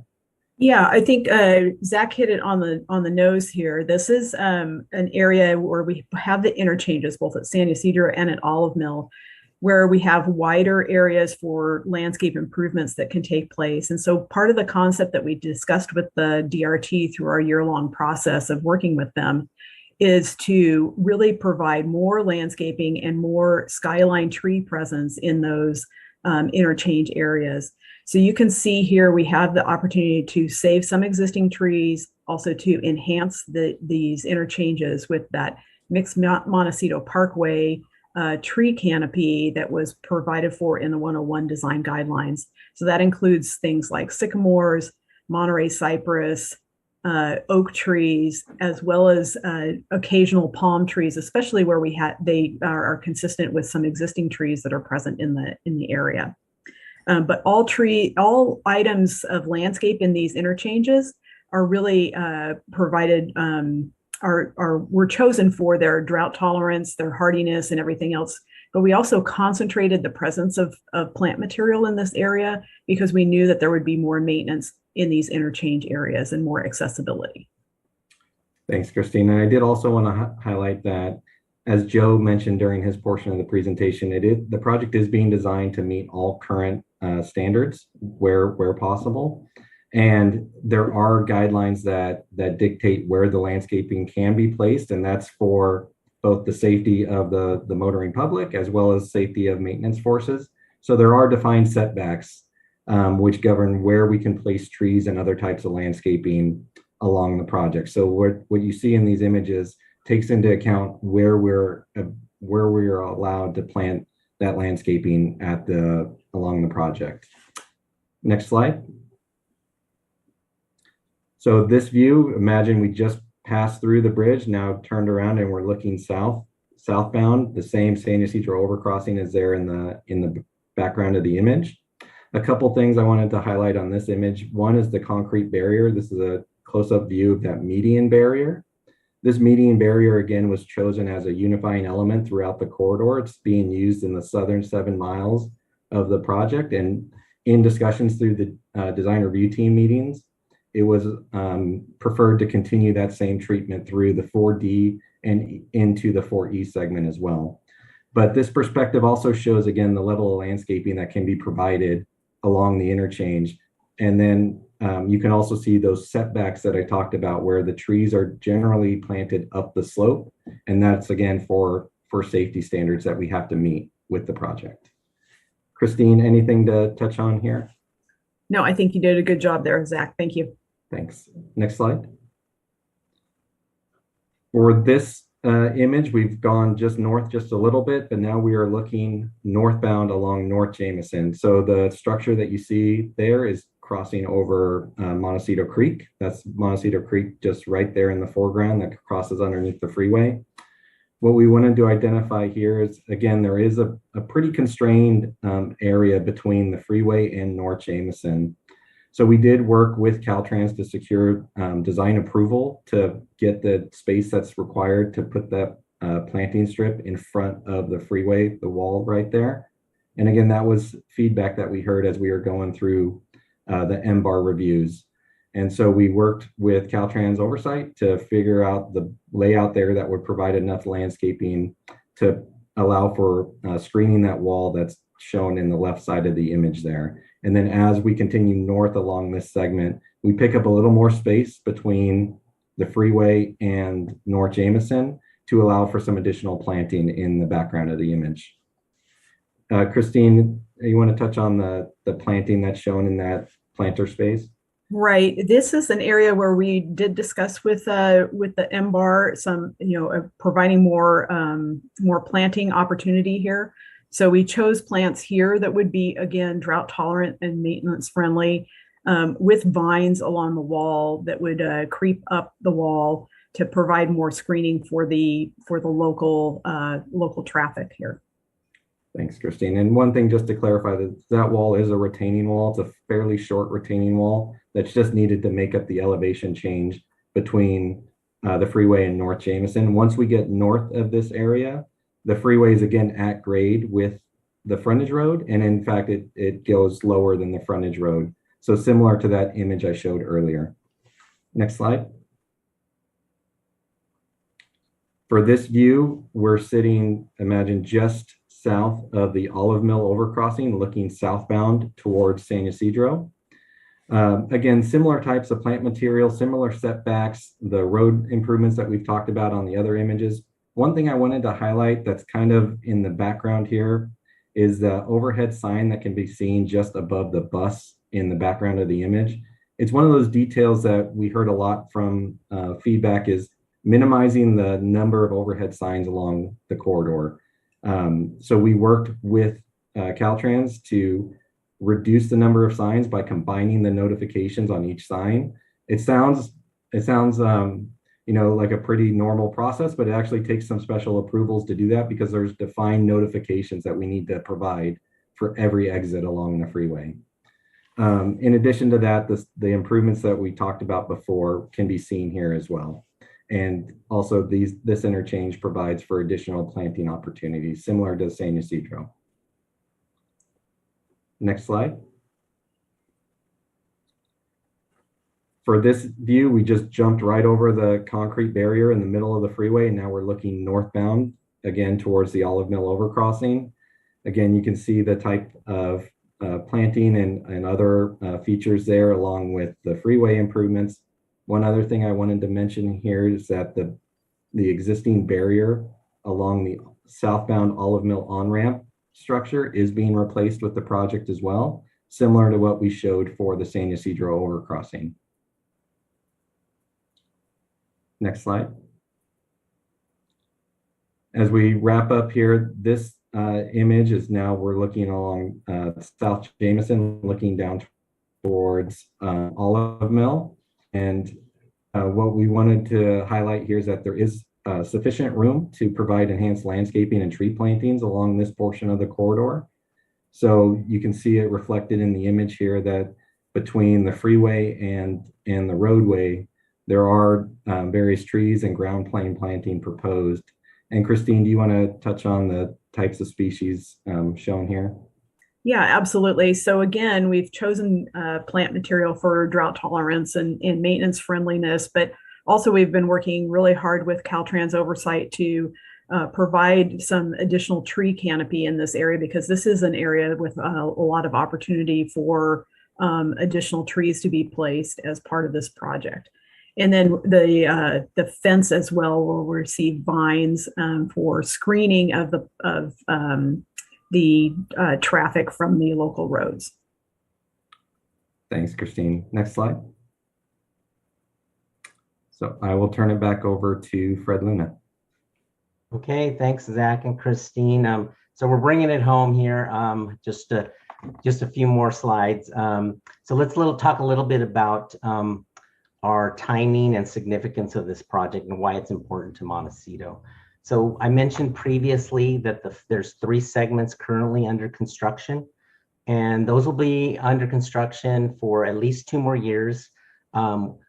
We have great news that the segment in Carpinteria will be completed this summer, but then work will continue through Sheffield area and the Padaro area for at least a couple more years. But that really lays the groundwork for completing the rest of the corridor through Santa Barbara and Montecito. And so this will require the funding that we mentioned previously. We're in the middle of applying for applications that will go to the statewide body called the California Transportation Commission. In addition, there's federal funding opportunities that SBCAG and Caltrans are seeking. The good news is that we've been able to advance in the Montecito area through some local money and some state money that Caltrans has contributed about $75 million of improvements that are funded and will start next year. And so that's why it's paramount that we complete this coastal development permit process, working with the Montecito Planning Commission and getting approvals from the County Planning Commission. So in terms of the regional component, Caltrans and SBK continue to apply for those funding opportunities to finish the corridor. And so, you know, with the ultimate objective to address the congestion relief, which was the primary purpose for this project, as we mentioned previously. Next slide. Okay, so we're going to wrap up here. So there's a lot of information that we presented. We just want you to share your comments and feedbacks with us. And as we mentioned before, working with county staff, we plan on coming back for a second concept review and express a little bit more information about our implementation strategy, specific details on construction staging timing, and our public notifications. Next slide. And as always, we'd like to indicate to you and to the public that's watching out there that we had several opportunities to respond to questions. We have our SB Roads website that has up-to-date information on the current construction, but it also has information on the projects that are currently underway, including many of the parallel projects that you saw Kirsten talking about off the freeway, but that are important components to the corridor. And then we also have our phone line where we can receive questions and provide timely responses to that. So I'd like to hand it back over through staff or to the chair for questions and comments. You're on mute, Chair Pliche.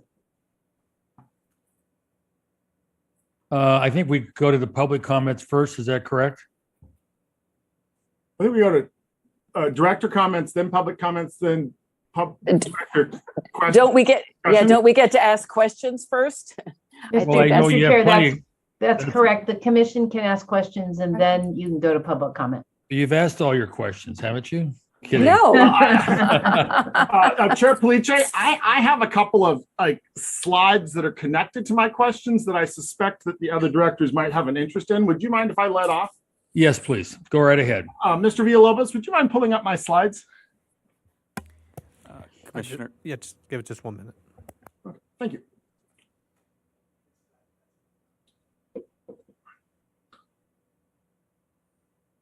And thank you to the indulgence of the other commissioners. I appreciate you letting me.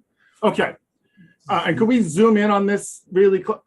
So this is a bigger picture of on the right-hand side, it is the larger watershed. And on the left-hand side, it is the Montecito Creek. And we see the blue line. To be clear, these all came from Microsoft Maps, if anyone's curious as to the source. So next slide. And then if we could scroll a little over. Here is the fundamental problem that we are talking about, is that Montecito Creek in the 1-9 debris flow jumped its banks and my strong red lines are where the debris flow is going. And This is where, as they have shown, where the sound walls would be. And so water and debris is hitting that rather than flowing through the path of the creek. Our fundamental problem is if we're not doing big debris basins in the hills, we have to have a safe way to get the debris flow and water to the ocean without damaging things. And so the next slide, if you wouldn't mind. This, I think, is really critical. So here we see on the left-hand side, the Montecito Creek as it goes under the 101. It goes under, it then does a jog for a distance under the 101 and then flows down to Hammond's Meadow where it exits. This project is proposing to replace the other 3 creek bridges, the ones that are on the right, but it has no plans on replacing the Montecito Creek bridge here. Is that, I'm saying that as a statement, but I want to pose that as a question, Director Luna. Is that correct, or Mr. Luna, that this project does not envision replacing the Z shape that is here? Commissioner Miller through the Marshall through the chair. Yes, that is correct. The Z shape that's under the freeway is proposed to remain. And so if we go back to the previous slide, my understanding, and this has been presented to the Montecito Association when I was on the board before, that the explanation behind it was that the other bridges were inundated by water and mud, and that the modeling by Caltrans says this passage under the freeway is sufficient for the likely flows.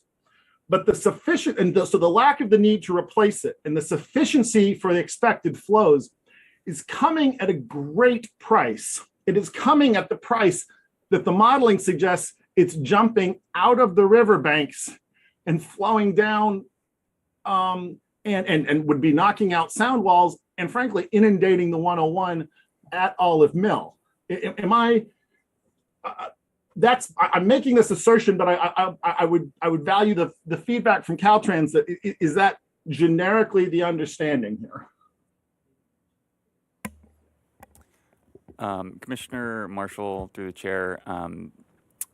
I might ask the applicant to provide some information about what hydraulic analysis they did for this. Maybe they could provide a little bit more information. Commissioner Miller through the chair. So the hydraulic analysis that the project did is based on the freeway project itself. And I think your question is related more to the countywide analysis, because what your arrows are, very, as you can see, much higher than the freeway itself. Maybe this is a better question in terms of county flood control. No, I respect that, but it is factoring directly into this sound wall analysis. Ms. Ayers, I appreciate what you're saying, but from where I sit, the inability to install sound walls is a symptom of a larger problem, and not. And it is. I understand that jurisdictionally, county flood control is responsible for its inability to turn the corner, but Caltrans has specifically, I believe, it's replacing, there's Romero Creek, Oak Creek, San Ysidro Creek. It's replacing three creeks under the 101, but it's not replacing Montecito, the bridge under Montecito Creek. In conjunction, we have a flooding problem with sound walls. I think both of those conclusions are Caltrans level analysis of the hydrology. Is that a fair statement? Well, I think it might be a better way to look at this is that the creek bridges, the 3 creek bridges that are being replaced, will be updated to meet the 100-year flood flows, and then bulkheaded to match downstream conditions. The Montecito Creek is a culvert. It's buried underneath both the freeway, North Jameson and South Jameson, currently meets the 100-year flows that get to that area. So does that answer your question? So the point is that it is sufficient, but it is sufficient because county flood control, we don't have a problem to get it from jumping. The modeling assumes if everything that was coming out of the hills on Montecito Creek successfully made it to the bed to 101, it would not be sufficient. Is that a educated guess? I think I'm going to ask Joe Irwin to step in here from Caltrans because it's a larger question. Joe? Chair and Commissioner Miller, we do have flood control here who could address this as well, flood control staff. I'll take the first stab at it, and then I would welcome flood control to jump in as well. But Kirsten is right that the 100-year modeling, it shows the volumes will fit through the creek. And Marshall, you are also correct, right? That 100-year modeling also shows that water is coming out of the creek, because that is the situation in today. And Caltrans, yes, we are committed to partnering with flood control, with the county, to address this larger floodplain wide issue and expand Montecito Creek when it becomes the choke point, right? Which is just like what we're doing at the other 3 creek bridges. But with the modeling that we see, it isn't all making it to Montecito Creek and the culvert there. So there's not a need to expand that beyond what the modeling shows. And I'll ask flood control to weigh in on this too, please. Joe, just real quick, if I may just add, the approach that was taken for the 3 creek bridges, while they are being replaced, they're being bulkheaded like Kirsten mentioned, and that's to not preclude work in the future for future flood control improvements. The same is true for this culvert. While it's not needed to be replaced as part of the project, nothing that the project does precludes it from being widened in the future as part of larger flood control improvements. The statements are correct that it is currently sufficient based on the flows that are getting there. As part of other improvements, if there was additional flows getting to that area, that particular culvert could be replaced in the future. Nothing that's being done now precludes that. I'd like to follow up on that precise point, in that I have been told in previous versions of these meetings that Caltrans has discretion over approval of projects upstream of culverts to limit additional inflows of debris. That I'm a farmer. If I start kind of messing with the hillside above the 101 somewhere because I'm planting something, it is within Caltrans' purview to say, Mr. Miller, knock it off with your grading and messing the things up, because if your grading is going to result in a greater inundation of water and or debris to the 101, that's not an acceptable scenario. Do I have that roughly correct? Commissioner Miller, I think it would be good if we hear from County Flood Control, because there is a bigger process like you and I spoke about a few years ago regarding the larger floodplain management. And that's really County Flood Control. And they have a whole separate process that they're working through right now. And Caltrans would be is a partner in that moving forward, but it's a separate issue. So maybe we should turn over to County Flood Control to give you some additional information. I'm happy to do that, but where I really want to land this plane is the idea that the sound walls are fundamentally a flooding problem, that if we fix our flooding problem, we can have our sound walls. That these two are linked topics, and that there is a planning that I'm not prepared to throw up our hands and say we can't have sound walls. That what we have is so I'm sorry, let me turn it over to County Flood Commissioner Control. Miller, great. We really would like Flood to get in here. Okay, so hold on one second. Thanks. Hello, Chair Puliche and Commissioners. I'm Matt Griffin, Engineering Manager for County Flood Control. I'd like to frame it to start off as the requirement is to analyze the impacts for flooding, not for debris flows. There is a large-scale planning effort that is really just sort of getting started. The first step is receiving a floodplain management study that's being conducted by the Army Corps of Engineers. That'll be used along with other existing studies to do a more comprehensive study of Montecito both for debris flow protection and for flooding. That's really outside the scope of the current project, and if sound walls can be built now or not. May I interrupt for a minute? I have dominated the microphone for a while, so I'd like to. You can continue. I just want to say that we have plenty of information, data. It hasn't all been shared, but there's plenty of information that tells us why you're putting bulkheads in all these bridges and why you're not building the Montecito or improving the Montecito culvert that's underneath the freeway. We have that information, but it seems ironic that if we know that if we improve our floodway, that we won't have it prepared to be handled by a Montecito underpath culvert that hasn't been designed for the proper flow that would be necessary to take all the water. Not to mention the fact that all downstream of the freeway to the ocean is all undersized. But we can come back to this because I have a bigger comment. But I just wanted to let you know that it's not that we have to wait for more studies to tell us. We just need some accurate interpretation of the studies we've done so far. But I'll stop here. Go ahead. But I'll come back, but please go ahead. I'm done with my questions for now. Yeah. Okay. Well, I'll come back later for mine too. So Commissioner Keller, you can go next.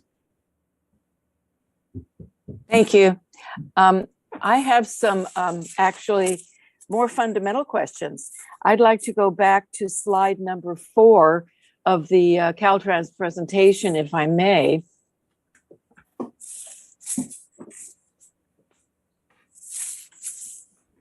Which I seem to have lost on my screen. Here we go. Slide 4, please. Commissioner Keller, we're bringing that up right now.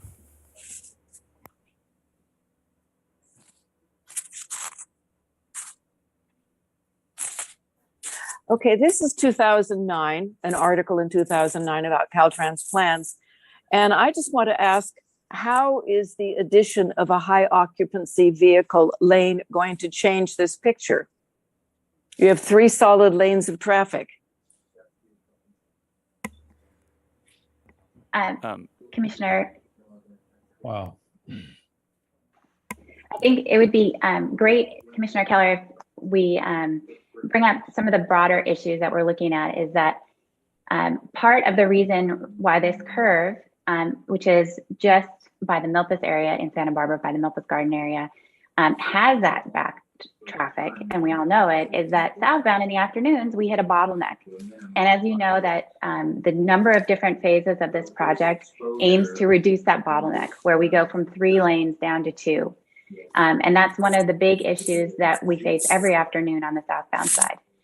Yes, I live here and I drive this. So I'm just saying, if this is an illustration of how adding an HOV lane is going to improve things, it's a very poor illustration, because it doesn't appear that that converting one of the lanes into HOV, which actually would reduce the amount of traffic in one lane and increase the amount of traffic in the remaining 2.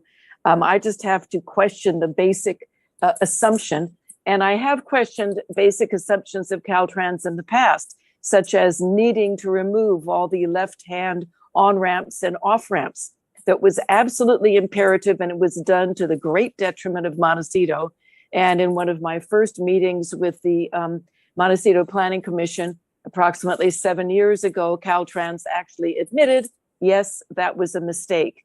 And I just think that the people who live here, drive here, and have to deal with the ramifications of decisions made by an organization that is statewide in its focus should have much more to say about how these designs and these plans affect them. So another question I have is slide 9, in which everyone says, oh, the community did not support the addition of any lost land on either side. That was absolutely not my recollection. The community was very, very disturbed by the loss of the median, very disturbed by the specimen trees that have been taken out, very disturbed by the fact that at many points you will have 8 lanes of uninterrupted traffic across and through Montecito. It was never an attractive solution to reduce and actually eliminate the median planting. That was not supported by the community. I was there, I was in those meetings. That was not the community consensus. And the understanding I had was that no one wanted, or specifically the builders of the freeway did not want to have to acquire any additional private land on either side of the freeway to make the retention of the medians possible. But once again, we're dealing with a situation where the entire amount of freeway going through Montecito will look like the worst part of any freeway in Los Angeles or Southern California. And that was not supported by the community. So that is a comment. I'm sorry, I would like to go to my questions, which are regarding the flood control issue and the rise. Is the assumption that having the sound walls on the north side of the freeway will block water flow coming toward the freeway, and that is how the rise is calculated? Can somebody answer that question, please? Commissioner Keller, yes. Sorry, go. Commissioner Keller, through the chair. Yeah, I can let the applicant and perhaps flood control speak to that issue. Okay, I forget which slide it was in connection with. It was approximately number 16, I believe, where you showed what the sound walls, where the sound walls would be. I think it was 16, yes. So we're presuming that there will be water buildup behind these sound walls on the north side of Jameson. That's correct. Then why are we also eliminating the sound walls on the south side? So, Commissioner Keller, in general, what happens is that the proposed sound walls block the water and change the water flow based on where they're placed, even on the southbound side. And so what it ends up resulting in is that as the water would make its way around the wall, whether it's a solid sound wall or it's a wall with floodgates, the support systems in both walls would basically change the water flow pattern. And it would result in a rise of the floodwaters in those special flood hazard areas. So we, as a project team, cannot meet the requirements of the no rise. So may I ask also, in recent history or recorded history, how many times has the water flowed across the freeway other than the debris flow in which the freeway was flooded at the Olive Mill area in particular? What does the record show in terms of when water has actually been sufficient that it has gone onto the freeway and blocked the freeway in any meaningful way? Can somebody answer that? Yeah. Commissioners, Three times in my lifetime, Director Keller. Commissioners, this is Travis Seawards, Deputy Director. It would be really helpful. There's a lot of people here to answer questions. If you could be really specific on who you would like to answer a question, that way that party can directly answer your question. Of course, no, it seems to me that that's a flood control question because in my residence here of almost 30 years, the only time the freeway has been significantly impacted by water flow onto it was in the 2018 debris flow. The most recent time that the freeway closed was in February 2019. So not 2018, but 2019. That was at San Ysidro Creek. And there's been a history of, the last 50 years, 3 or 4 or 5 times. Who was speaking, please? Sorry, this is Matt Griffin again, County Flood Control. Okay, thank you. And there was also water flow onto the freeway into the Carpinteria area.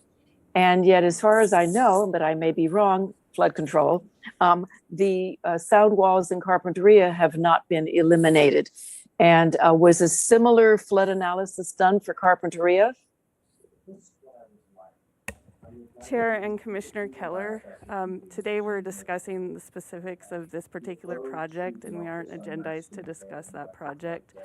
And it's already entitled, so we'd like to discuss the specifics of the project. That's a good, today. I don't think that's a good enough answer, though. However, yeah, that's not satisfactory because Montecito is feeling specifically picked upon, if you can appreciate it, that the sound walls have only been eliminated in an area where we have many, many residences in close proximity to the freeway. And these residences were all relying upon the representations that they would have sound mitigation due to sound walls. So, And Commissioner so Keller, why has this been done for Montecito, if not other areas? So you're asking Flood to clarify whether they did the same analysis for Carpinteria?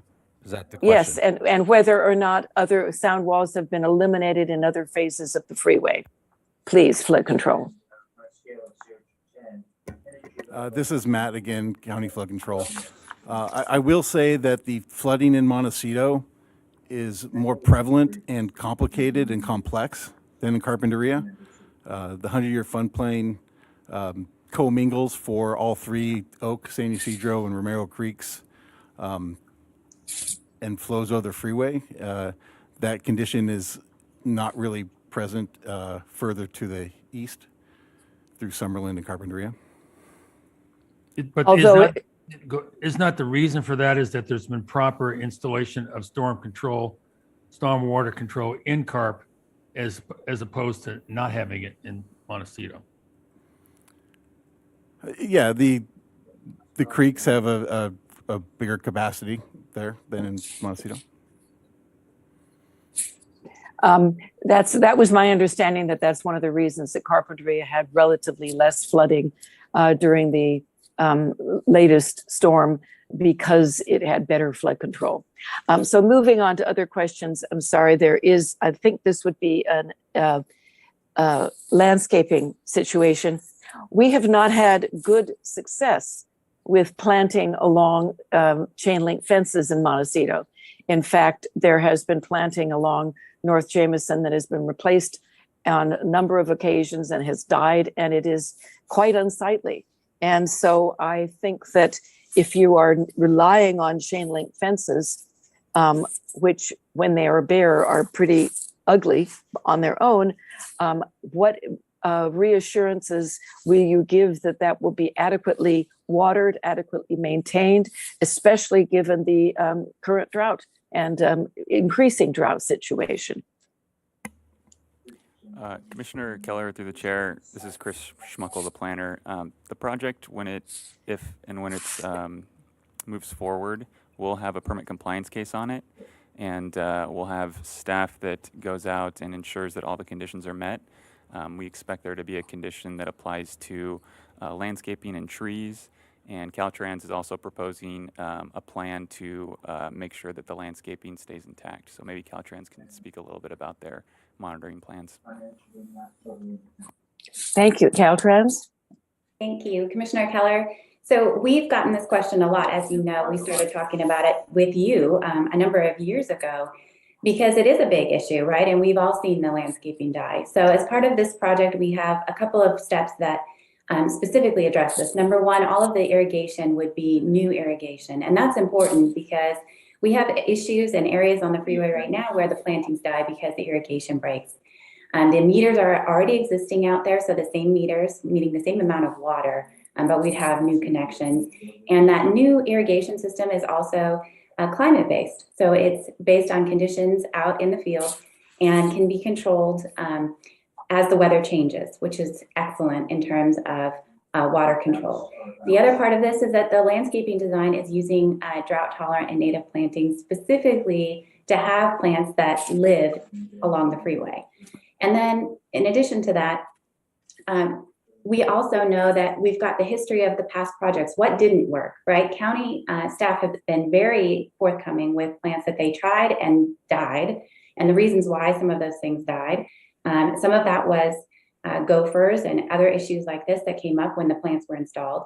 And so the third factor of the project includes the plant establishment period. So we have a 3-year plant establishment period, which means the plants go in, they're maintained by the landscape contractor, and then they're checked regularly throughout those 3-year periods. And if a plant dies, it is replaced and then continue to be monitored so that it does get established with this project. So different scenarios than what we saw in the past, extremely different, where those other projects didn't have new irrigation and they also didn't have 3-year plant establishment periods. And really the knowledge of what already didn't work in the area, which we have incorporated into the project as well. Thank you. That's very helpful. Would it be possible, would Caltrans be open to a longer establishment period, such as 5 years? I think that would be something that you could include in your recommendations going forward. Okay, thank you.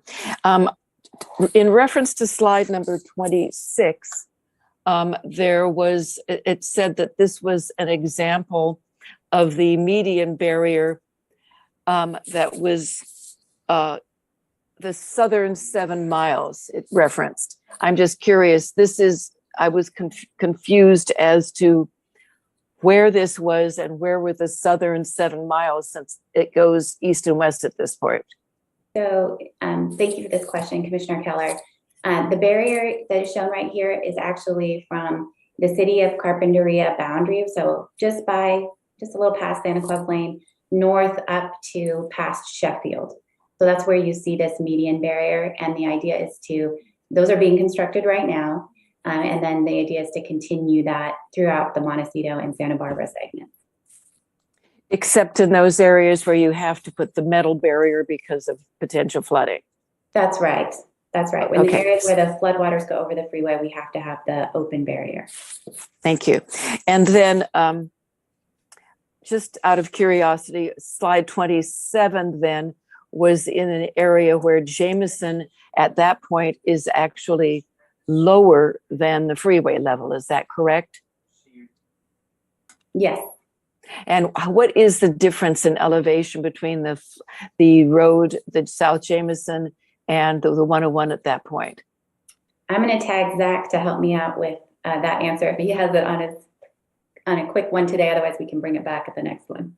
Yeah, Kirsten, it's about 2 feet elevation change at this one location. I did want to just, again, mention that this is a very short distance.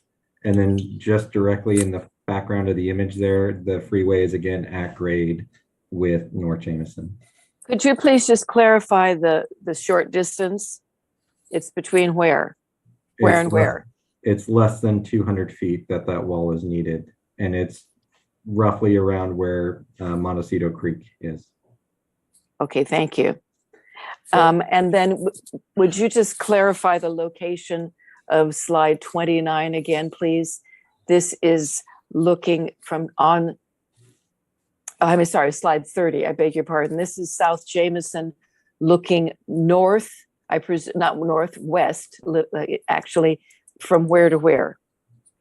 So this is looking west towards Olive Mill, which would be much further in the background of the image here. So the San Ysidro interchange is directly behind us on this image. So it's essentially between the San Ysidro roundabout and the Olive Mill roundabout. No, the south side. This is South Jameson. Right, but I mean where those are located in San Ysidro and not. That's what I meant. But it's between the San Ysidro route, between San Ysidro and Olive Mill. That's right. Yeah. Okay. Thank you. All right. Those are I just needed those clarifications. Thank you very much. Yes. I want to make a comment here. I know the public's been waiting, and this meeting may go into the afternoon. I was wondering if the commission would be prepared to hear public comments now, so we don't burden them any longer while we're sitting here doing Zoom. They might be able to come earlier. Is that appropriate? Did anybody have a problem with that? No, I think we all have further questions. Some of us haven't had the opportunity yet. And I do think perhaps we could take a 5-minute break now and then have the public start their comments and questions. Okay, that sounds good. If the public that are listening, the future speakers, we'll all take a 5-minute break and then we'll come back and have public comment, then come back to the commissioners. Great. And everybody else there, Kristen and everybody else, thank you for being here and we'll see you in 5 minutes. All right, thanks.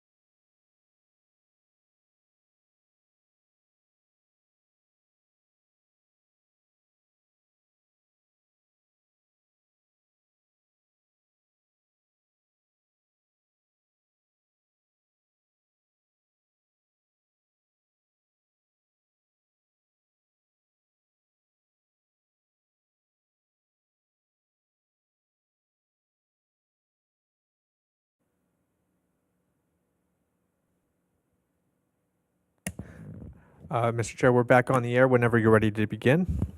Yes, please. Mr. Villalobos, will you introduce the public comment portion of this and move with the first speaker? Absolutely. Before we do that, did you want to set a time limit for each speaker? Yes, I can control that from here. Let's say 3 minutes. Is that appropriate, or? That's entirely up to your, as Okay. long as we're consistent. Yeah. Okay, so our first speaker will be Bruce and Louise McKenzie, to be followed by Brian Dick.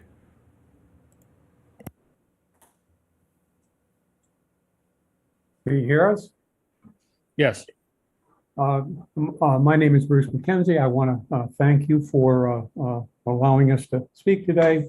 I will incorporate by reference my letter of May 12th and consider all the things I said there to be said here and move on to some of the things that I haven't emphasized. And I'd like to begin simply with the observation that I believe that the discussion about the removal of the sound walls is an exercise in what the poet Marianne Moore would have said, discussing imaginary toads in a real garden. I think that the likelihood of another debris flow is very remote. And I would point out the fact that it was a situation which was the reverse of the normal weather patterns, where we usually have a fire before we have a rainy season. And the situation here was just the reverse of that. I'm sorry, we have rain and then a fire season. And here we had a situation where the fire created the circumstances for a 200-year rain to create a debris flow that came all the way down to the sea level. And I noticed that we've discussed different 100-year flooding situations with regard to the Carpinteria discussion, and also with regard to the bridges. Yet the thing that we were dealing with regard to the debris flow was a 200-year rain, which is something that's even in the approach to these 100-year rain standards or 200-year rain standards is twice what normally apparently is the standard used by our government. I do think that there are two possible solutions to this problem. The first solution is in litigation. I believe that what you're talking about is performing a public benefit, and there's no way that I, as a citizen, can prevent you, as my government, from creating this benefit. But to the extent that you're going to harm the value of my property, I do have, and so do all of the homeowners in Montecito, have a remedy, and that's inverse condemnation. So I'd like the minutes to reflect that I'm giving notice to the governments through my testimony today that I fully intend to see if I can't drum up interest in a class action against the governmental entities to replace the lost value for all of the homes within 600 meters of the freeway, should this come to pass. The second solution is even more obvious after listening to Commissioner Keller, and that is, why not just return to the 1990s and condemn the properties along the freeway that will enable you to then use staggered walls and have a decent median in which you can do significant plantings and have a nice green space along the mountainside of the freeway, just like there is between San Ysidro and Olive Mill. It would be the consistent look. So I heartily endorse, and will turn over to my wife, comments about the way we felt about things in 1990. We were prepared to allow our property to be condemned, and I'd even retain the services of Herman Fitzgerald, who at the time was the primary condemnation lawyer, in preeminent condemnation lawyer in California. So I certainly expected 30 years ago to have my property condemned, and I'm willing to have it condemned again today for the sake of the entire community here. I'm going to have to interrupt you here and say, could you finish this up in 1 minute, please? I'm going to turn it over to my wife. Thank you. And I thank you too for your presentations today and the commission. We moved here in 1987. San Ysidro Creek is across the road from us. in a vacant lot, and it cuts through there.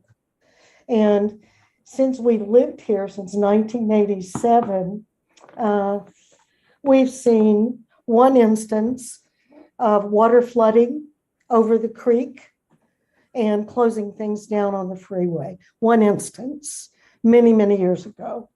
And then we didn't see anything else until 2018, when the mud and debris flow came. And there are many reasons, as you know, why it was so bad here for those of us who live near a creek, because the wrong map was used.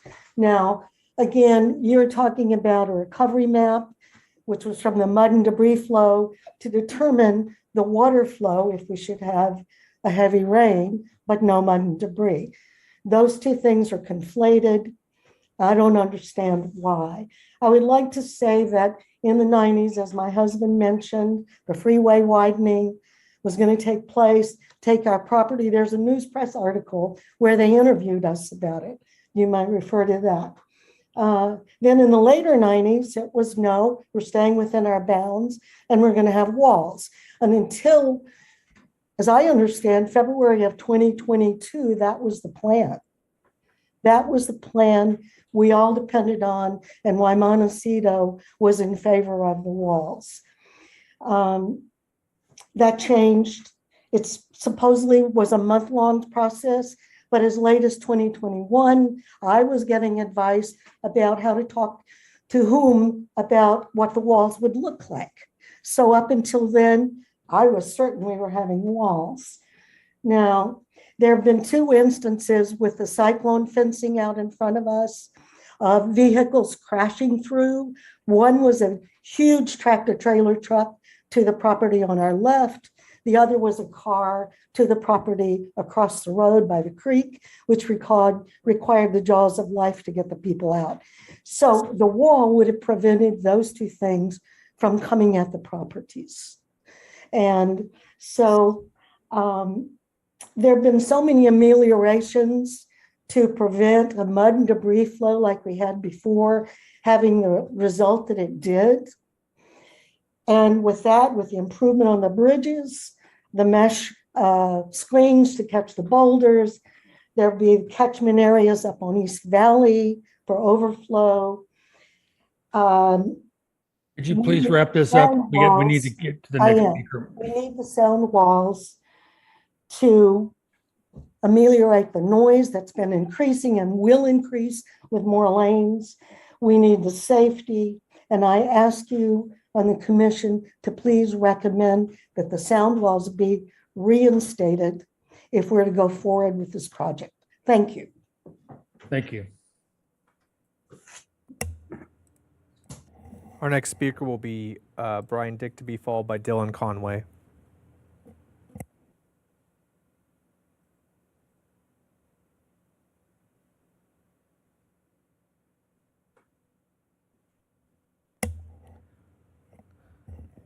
Brian, if you're there, go ahead and unmute yourself. Otherwise, we'll move on to Mr. Conway.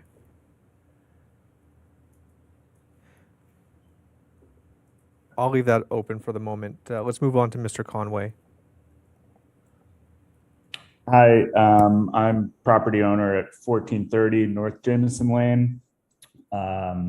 We border the creek and we're newer property owners, but all our neighbors here, and I can speak on their behalf, are very in favor of the sound walls, and similar to the previous comments, assume that they were part of the plan, so to speak. I have a background in real estate development, and again, to reiterate former comments, will fully be supporting any public or private citizens' actions to kind of change the public direction or receive compensation in this regard.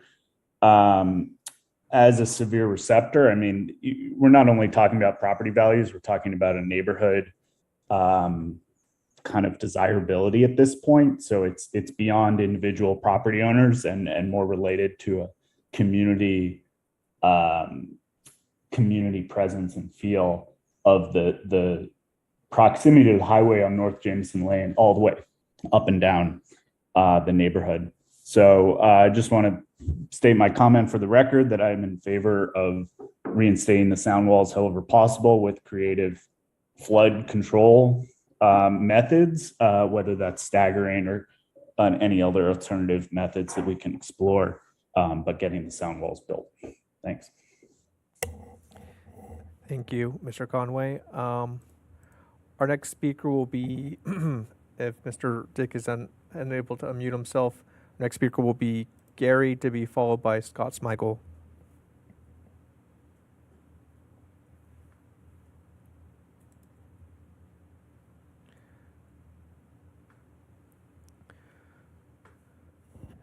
All right, I don't see any action by Gary. Mr. Smigel. How are you? Can you hear me? Yes. That's terrific. Success. Thank you for this opportunity. I appreciate that that this is a conceptual hearing. And hi, this is Brian Dick. Can you hear me? I'm sorry. Mr. Dick, we'll come back. We'll come to you next. This is Scott Smigel. I'll proceed. I live in the Hedgerow area, just off North Jameson, and I appreciate that this is a conceptual hearing, and I'm happy for that. And I've thrown my prepared comments out the window as I was just getting comfortable with the commissioner's questions. And I think there are so many questions that we could all be here for 3 days, and I would enjoy it. I certainly felt something with Director Ploman's comment that that about the value of local input in this regional project. Some of the problems that have been pointed out are unique to this specific area. And the solutions can be unique to this area. What I've heard is a distancing by the applicant from flood issues, and whereas yet a reliance on flood issues when it comes to things like the elimination of the sound walls.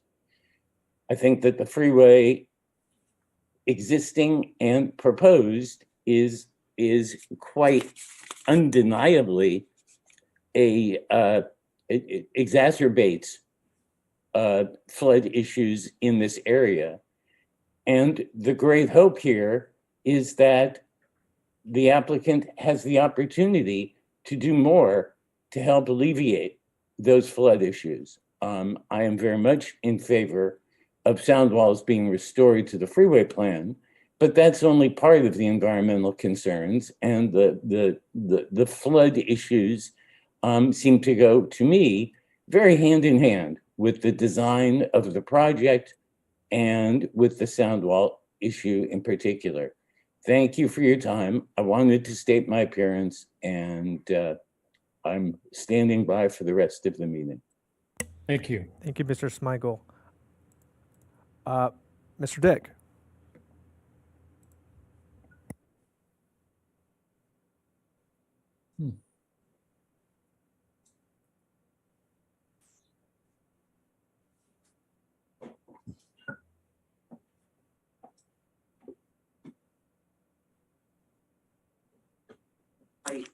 Undeniably, Mr. Dick, are you ready for to give your comments? Flood issues in this area. And the great hope here is that the applicant has the opportunity to do more to help alleviate those flood issues. I am very much in favor of sound walls being restored to the freeway plan, but that's only part of the environmental concern. Can we move on, Mr. Villalobos? Sure. Our next speaker, unless Gary is able to unmute himself, would be Thomas Boulay. Hi, this is Tom Boulay. Can you hear me? Yes. Great. I have, I'm a civil engineer and an architect in Santa Barbara. I've been very involved with flood issues in my own neighborhood and on a community level. Also was former president of the board of the Montecito sanitary district.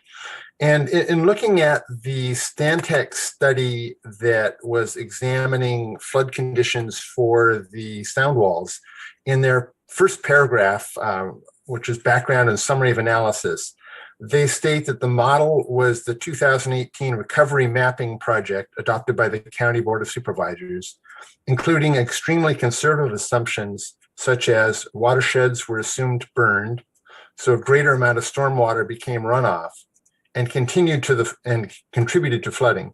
Additionally, all of the culverts and bridges were assumed blocked. So in this study, they are using a study that's really a couple years old now. They've increased the size of Cold Springs debris basin by 50%. There's a new debris basin at Randall Road. All of this should change the flow characteristics when it gets to the freeway. And yet there's no additional analysis for that. There's also mentioned in the second paragraph of the introduction that the flood model was modified to include the proposed design surface for the US 101 roadway. And I noticed in the conversation that there's a low retaining wall where the freeway rises above North Jameson Lane at Montecito Creek. Now, if our flood study shows, and I believe FEMA's flood study, 100-year flood, shows water going over the freeway in the 100-year flood scenario, and you're raising the level of 101, that's going to cause the waters to raise elsewhere, regardless of sound walls. So it sounds to me like the requirement to mitigate that, probably by widening the undercrossing at Montecito Creek, should be considered in this and a more accurate flood study run. I'll also mention that there are some errors in the 2018 recovery mapping project. I live in Finrock, and we have the sanitary district did a recent survey for the entire community. So we have very accurate road grade analysis. When you look at the 2018 study, there's a yellow line along the side of it that says, at this point, the water surface topography should equal the ground topography. And I've noticed in our area, there are errors up to 4.5 feet in elevation. So I also looked at a couple other spot elevations down near the sanitary facilities near the Miramar, and I'm seeing similar errors between 4 feet and 9 feet for existing grade. So I think there's enough questions in that model, and there's been enough modifications to the topography that the model ought to be verified, and that the modifications to topography, both upstream and at the freeway, should become part of the consideration.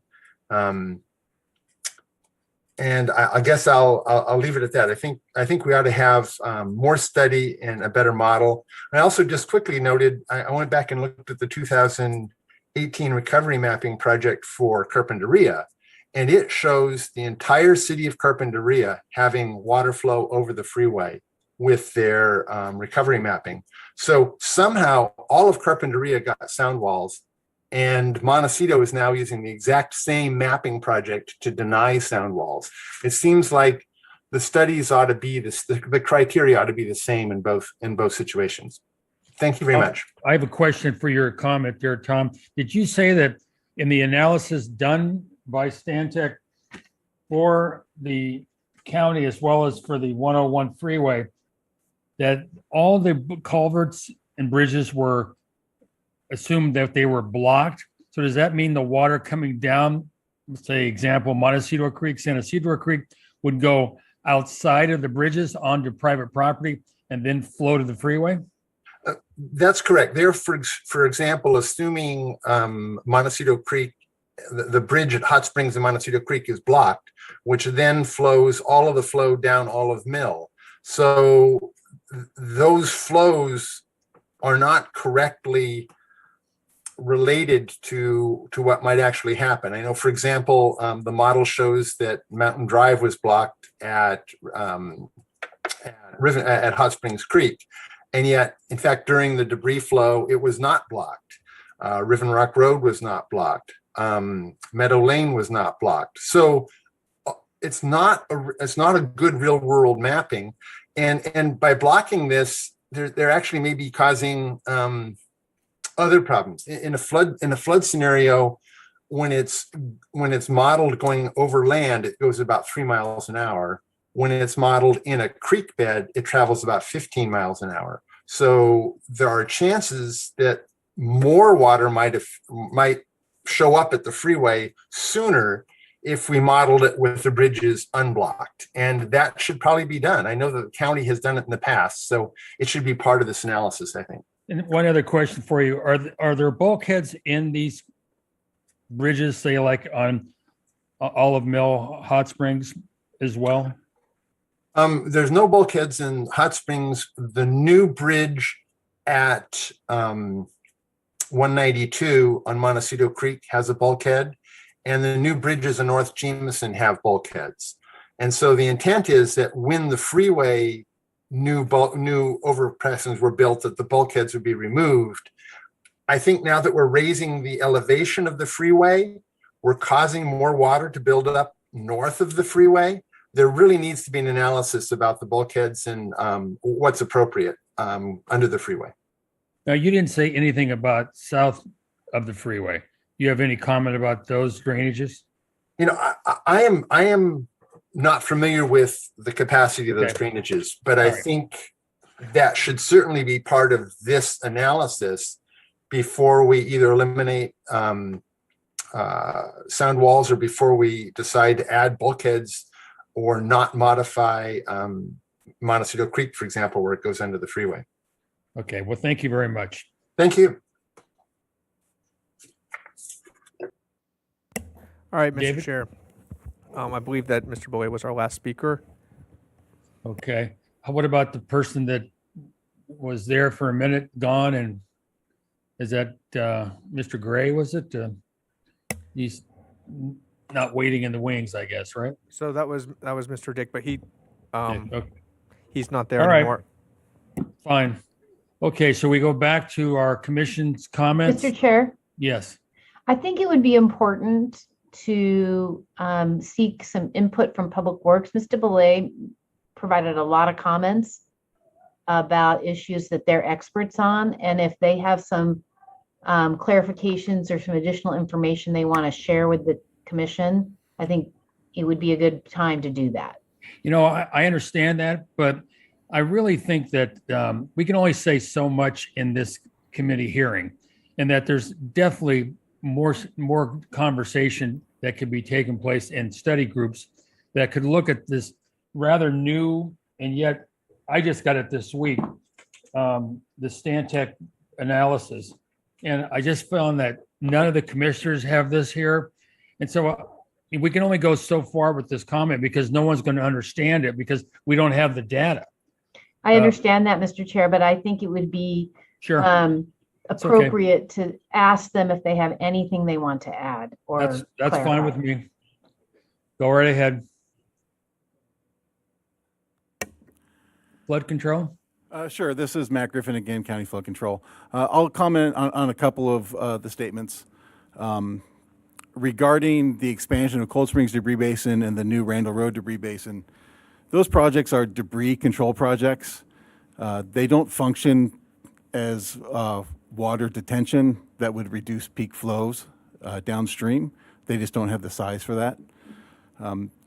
Yes, the analysis requirements of Caltrans for the sound walls was in regards to the advisory flood map that has been adopted by the Board of Supervisors for development review in Montecito. We feel that mapping, while not perfect, is very, very good. We've used it successfully for the last 4 years of development review. Some of the assumptions are a little conservative, but we think that's very appropriate for the conditions. So are you understand that the freeways were, when they did this study, considered them blocked and water had to move outside of the creek? Is that true or not true? That is true. When the watershed is burned, and even when the watershed is not burned, flood flows in Montecito are debris-laden floodwaters. Bridges plug, not all the bridges all the time, but bridges plug on a regular basis when there's floodwaters. Didn't you just say, though, that the new improved basins were for that feature? They will improve the situation, yes. Okay, but they weren't in consideration either when it comes. No, we think the advisory flood mapping is appropriate currently as is, yes. Yeah, but I just hear contradictions as just what you just said. You just said that the basins are not for water flow, they were for debris flow. And then you're saying that the creeks are blocked or the bulkheads are complete or they're no longer in this study used because of the debris flow. So I see a lack of inconsistency, or a lack of consistency in what you're saying, but I will comment. I will comment that FEMA is in the process of redeveloping all the flood maps in Montecito, and so until that work is done, or until that work is in a condition where it can be considered the best available information, the advisory flood mapping is the best available information. Okay, that being understood, the future of having a freeway built that has a bridge under it that's insufficient to take future flows by virtue of having a more enhanced storm drain system north of the freeway is an issue. I mean, why wouldn't we want to build whatever we could build to prepare ourselves for future flows? I don't understand why Montecito underpass bridge that takes the flow. I guess the only reason I could think of is because south of the freeway, there's not provisions for a wide enough outflow to the ocean. Is that not the reason why we're not building a larger culvert or bridge under the freeway at Montecito? I would defer to Caltrans for that.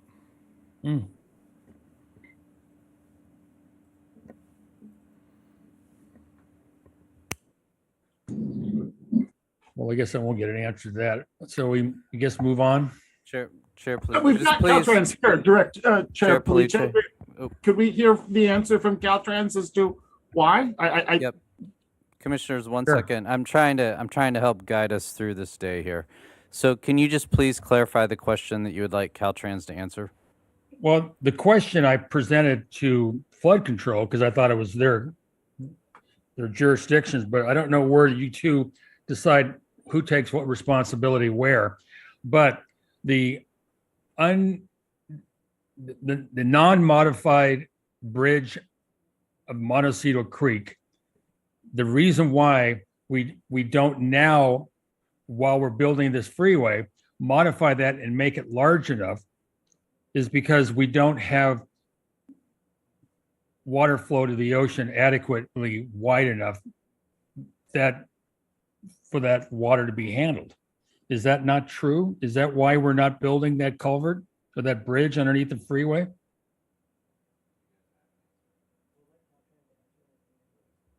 Caltrans, do you guys have an answer to this question? So I can start, and then we'll have a Joe Irwin add to the response. But in general, Chair Police, what you're asking is, could you build a wider culvert at Montecito Creek? But that has to relate to something, right? It has to relate to a larger plan in terms of how the water is managed in the area so that it fits within the system, right? We have to know how much. Yeah, but stop right there. Stop right there. You don't want to go back into the freeway and tear it apart after you just put a new one in. If you know that you necessarily want a wider, a more accommodating culvert or bridge, you would put it in. But the reason why you can't is because of liability below the freeway toward the ocean. Is that not correct? Mr. Chair, can I just make a recommendation? Let's let them respond to the question, and then if you have follow-up questions, we can handle it from there. Okay.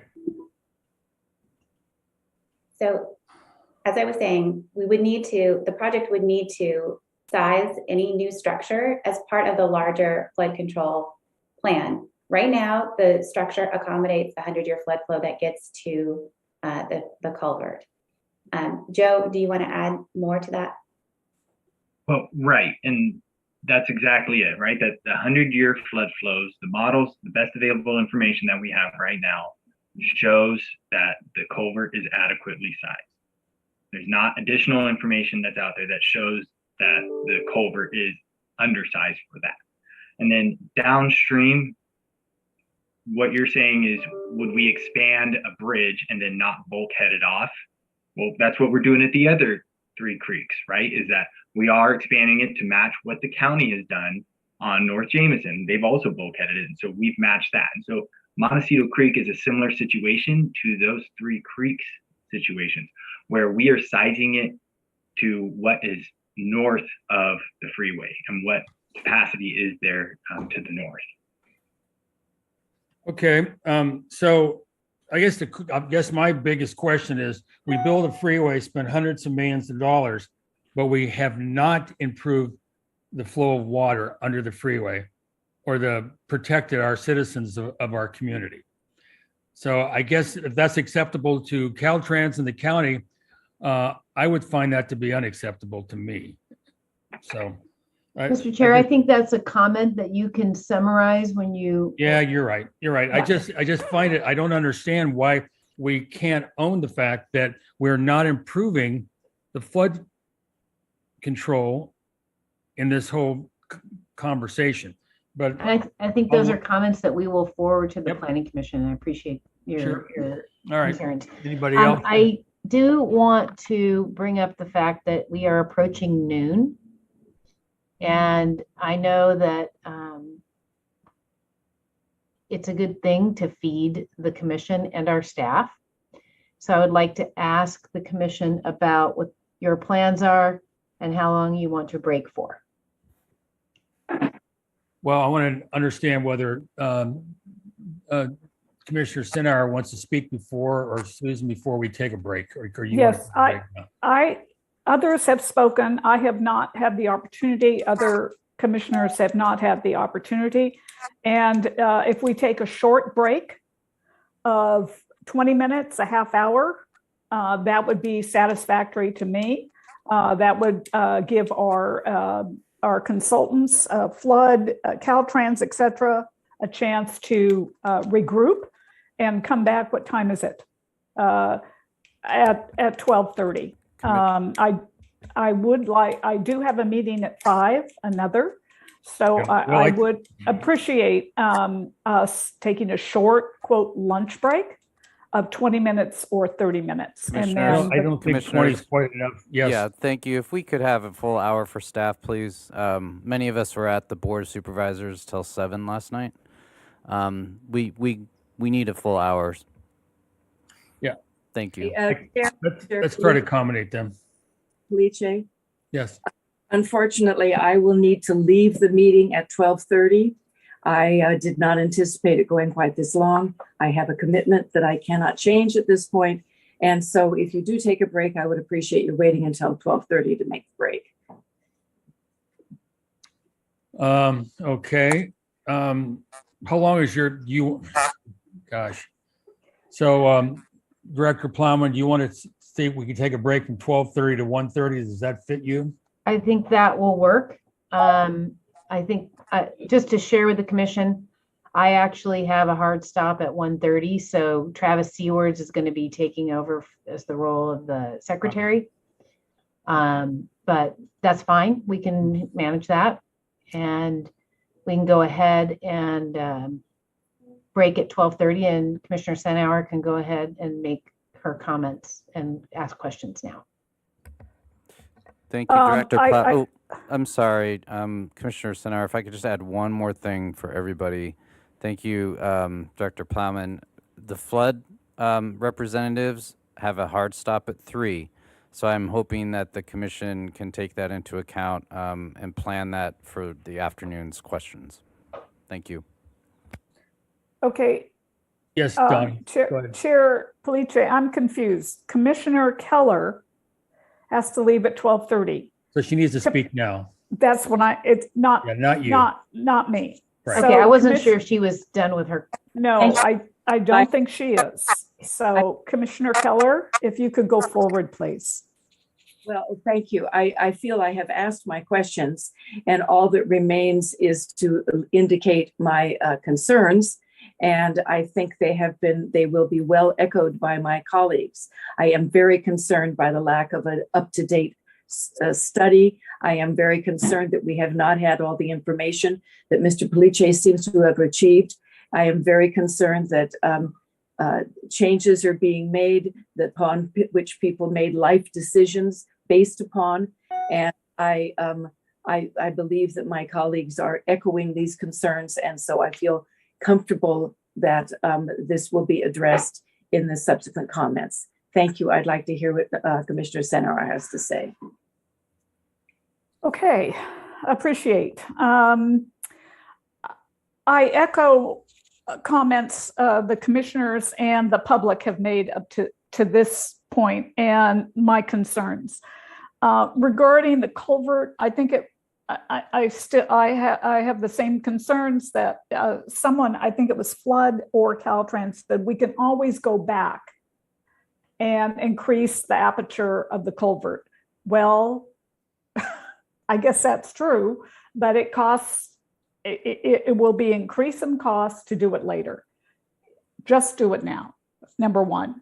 Number two, the look of the entrance to Montecito and Santa Barbara going north and coming from the south is going to be changed the character irreparably. The look is like a tarmac, okay? That is the look. It looks like an airplane tarmac. And that basically could be mitigated with landscaping in the median and increasing the outer, the axillary lane is like a fourth lane. And I don't know why that can't be reduced, why the landscaping can't be pushed, particularly in the north, further to the north. You're still not taking private property. It is crucial in the character, particularly of Montecito, that sacrificing the median landscaping is anathema. It's going to be, the approach is going to be like a tarmac. And I've heard many constituents and community members offer the same. Regarding the sound walls, it just seems that up until September 21, they had community meetings, Caltrans, et cetera, and it was only after that the design was changed to exclude them. And I think the unfortunate, the nature of this was that there had been in schematics and simulations, sound walls since the debris flow and the recovery map had been shown.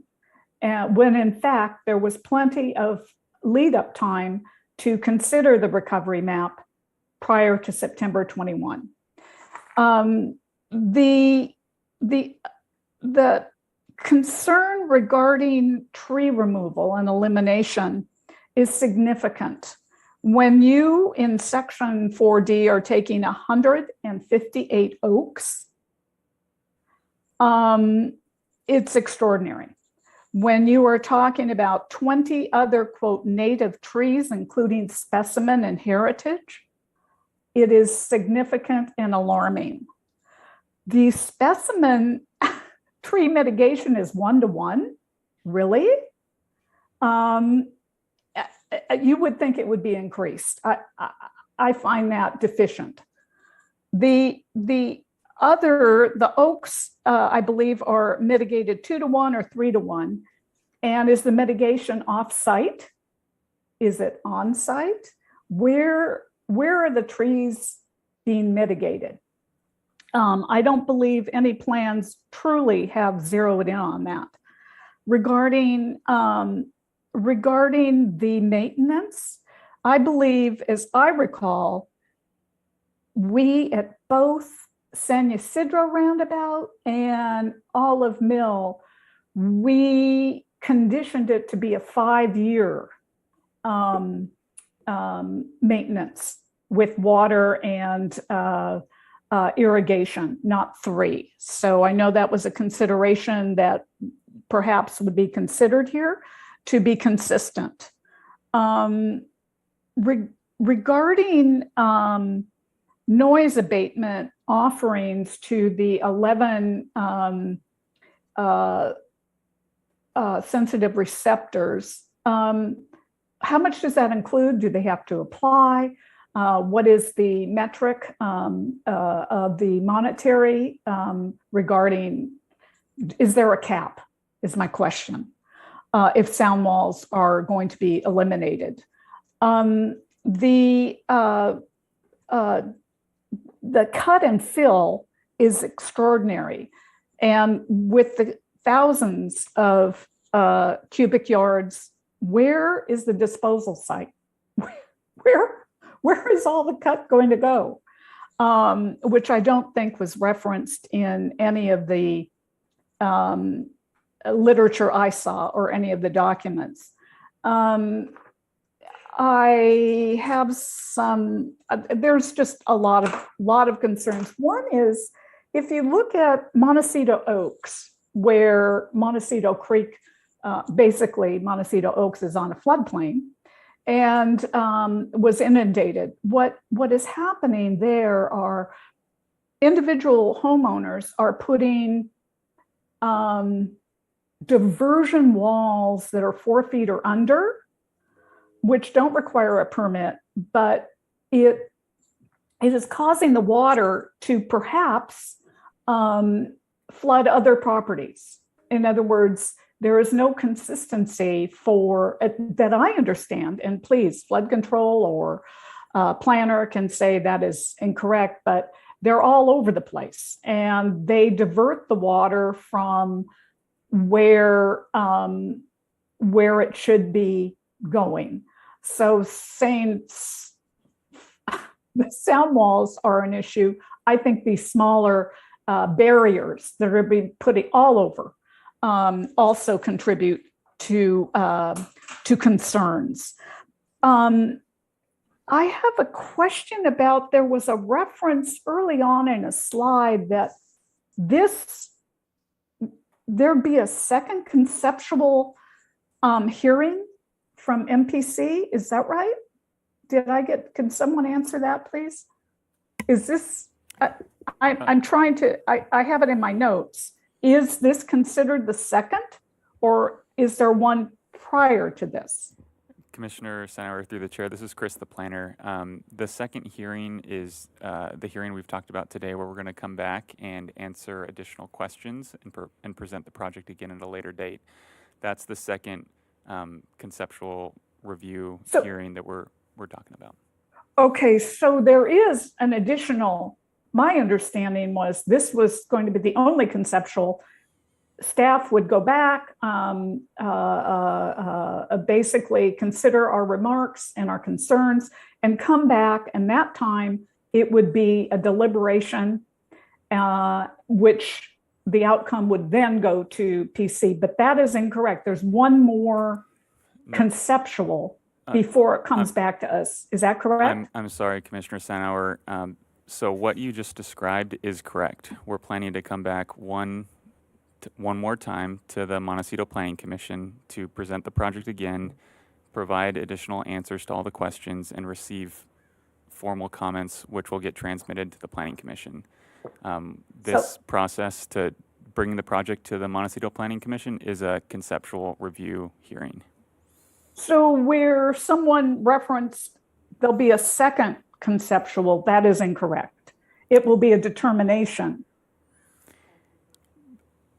Commissioner Senauer, through the chair, what I think Mr. Schmuckel is saying to you is that this project, and correct me if I'm wrong, Nicole or Chris, the review hasn't been completed by staff yet. Right. Right. And so we are taking comments and questions today as a conceptual, on a conceptual basis.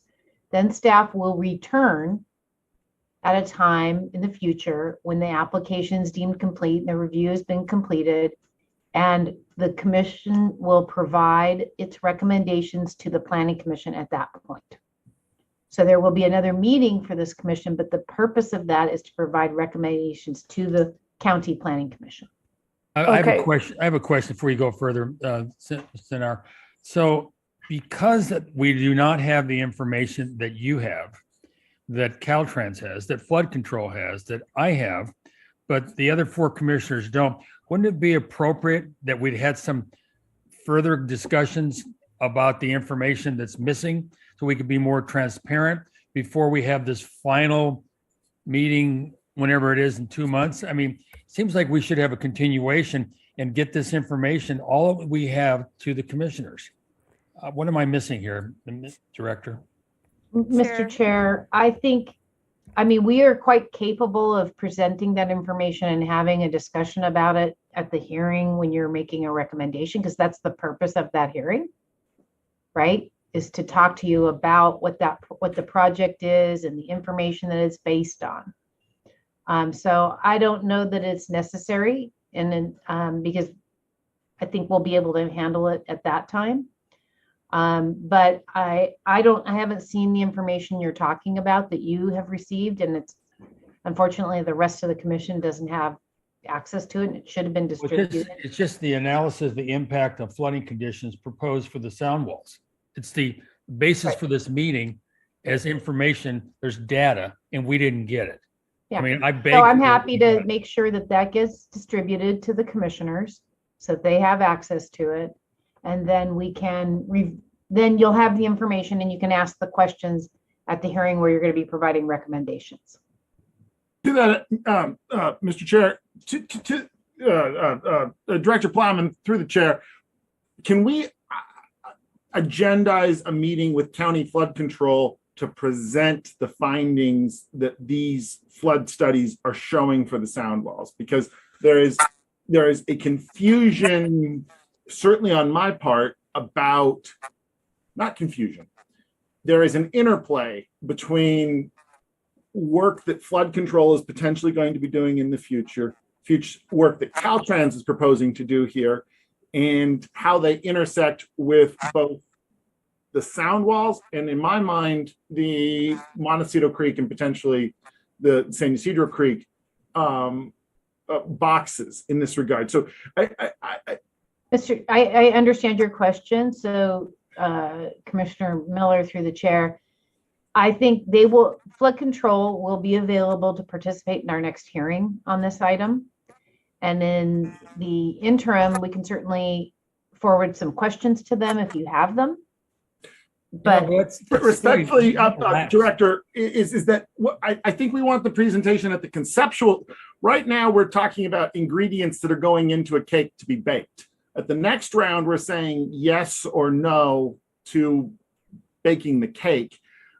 I think that the hearing from flood control at this stage, I understand it's not happening today, but that hearing it from them at this stage is really important prior to that meeting where we're coming to judgments, because at that point, we're not kind of playing with we're not tweaking the variables anymore. We're not at the conceptual stage. We're at the yes or no stage, and so I would be very interested in hearing from flood control and the results of this analysis.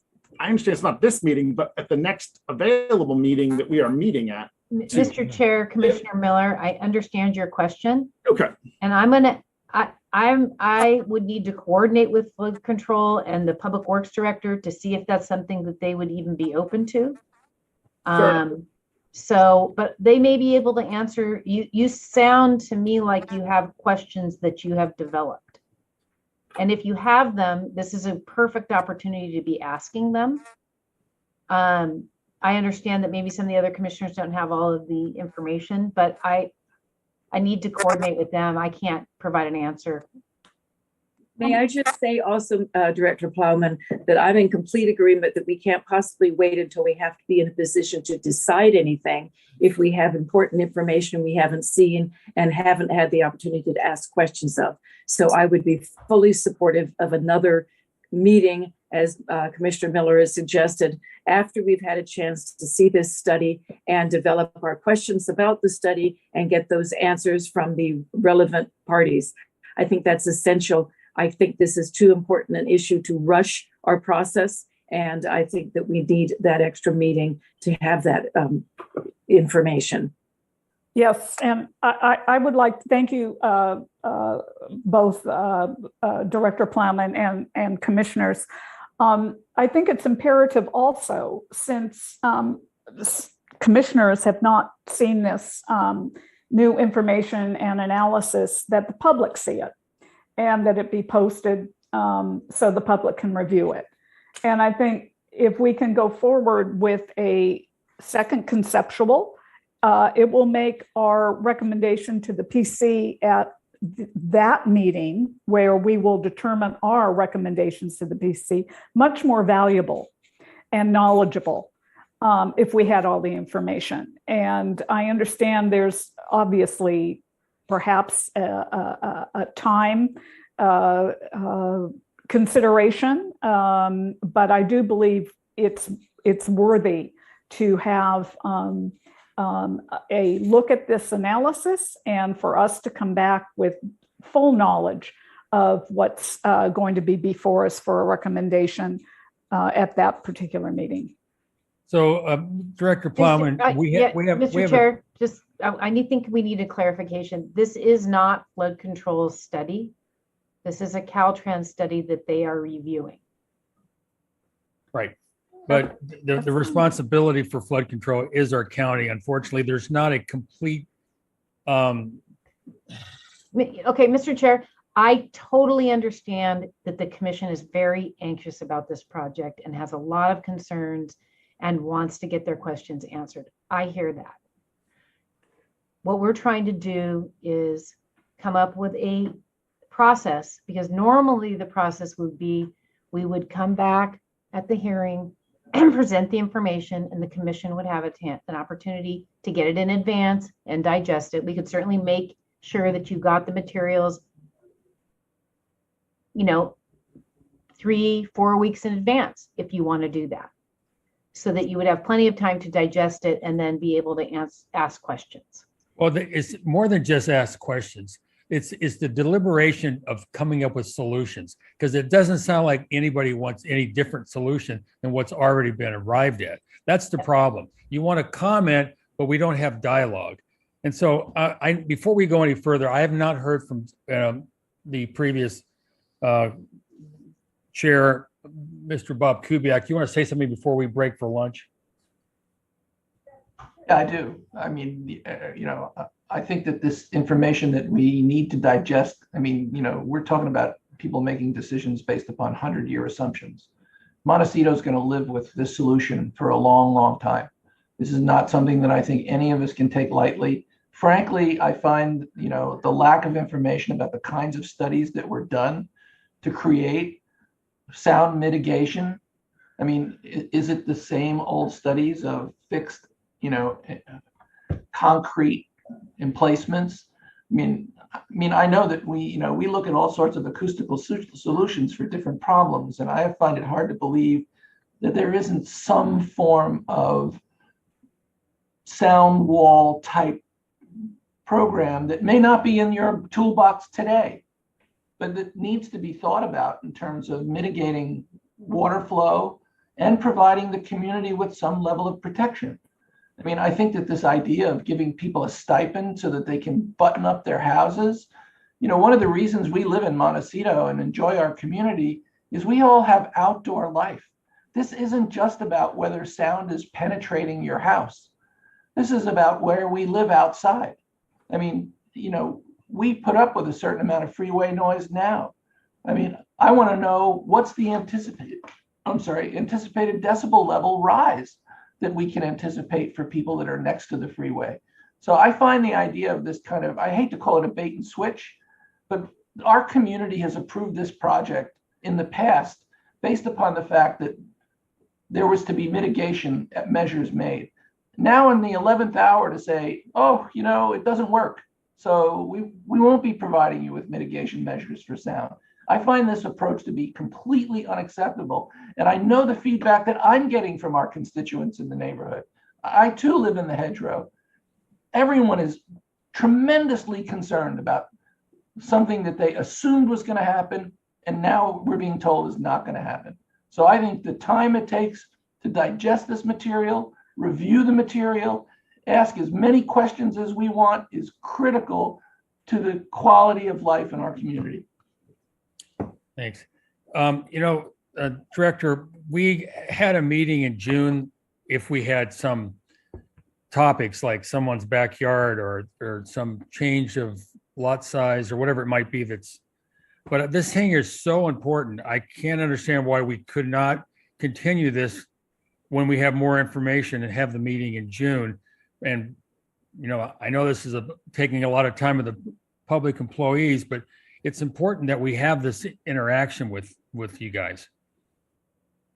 Mr. Chair, I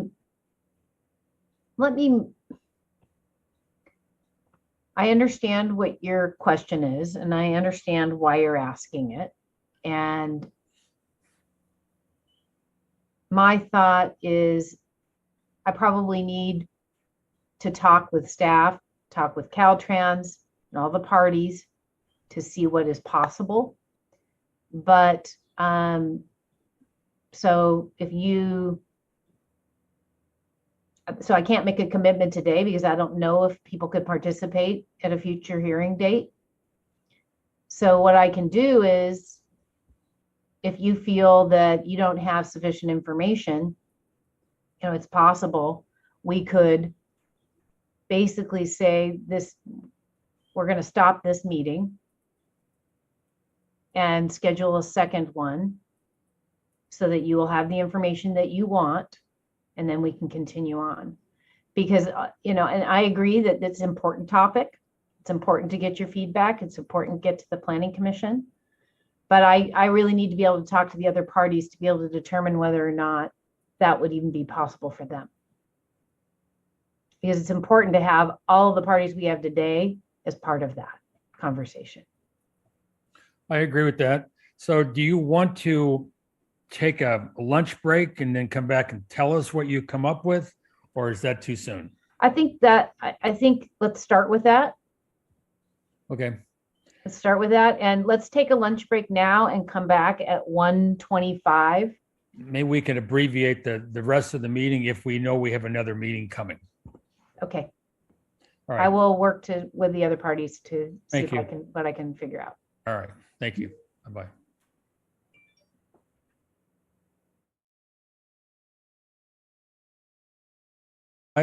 Yes, that would be great. Okay. Thank you.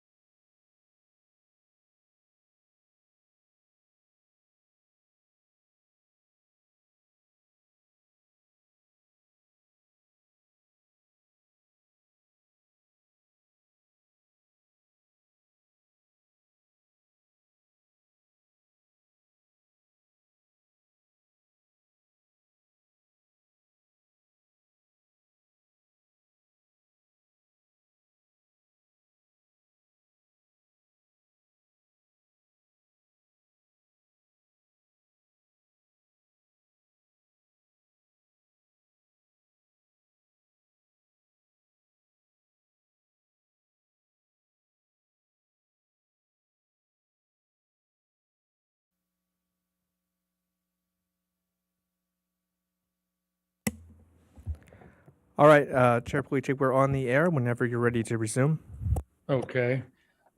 Before I talk about the potential for any more dialogue here, we had a conversation at lunch, the director and I, and we discussed the possibility and the hope that we could end this meeting soon, the next few minutes, and reconvene again on June 16th from 9 to 1. That's 4 hours. That's the same day as MBAR. But I want to make sure that there's comments by the commissioners that would be nice to have some input. So let's start with Mr. Miller. Mr. Chair, just if I might say something right before you collect comments from the commissioners. The reason we cannot meet on the normal day, the 15th, yes, is because the board has that as a budget hearing day. And so that is going to be, the hearing time is going to be occupied with CSB TV. And so we need to identify an alternate date of that week. And we can do both the extension or non-extension of the remote hearing, and then also have this second opportunity to talk with Caltrans about the 101 project. Okay, that's a clarification. We go Mr. Miller first. Thank you, Mr. Chair. I just wanted to have questions that were posed to Caltrans and flood control in anticipation of, to heads up for that coming meeting. One is, prior to that meeting, if we could get what is the water and debris number that would be needing to go under the 101 at each of these bridges, assuming that there were flood control projects that were able to appropriately channel it all. Now, I assume that it's probably the same number that has been used to say we can't have sound walls. So, but I don't, this engineering is not my skill set. So, but that understanding scope and discussion about what we're talking about what the culverts underneath would need to be sized at, and for there to be agreement between county flood control and Caltrans about what a future state that would look like. So that number one.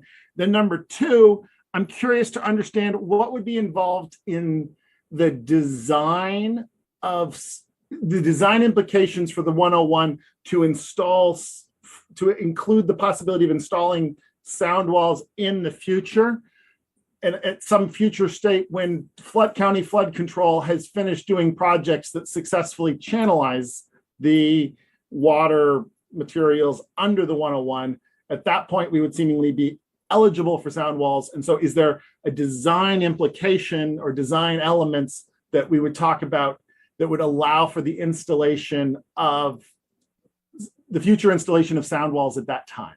And so those would be kind of, my goal in talking about these two questions now is to give time between now and then to both have the information and the technical expertise and the data underneath that for the next meeting, because that's what I plan to talk about a lot more in the next meeting. Thank you, Commissioner Miller.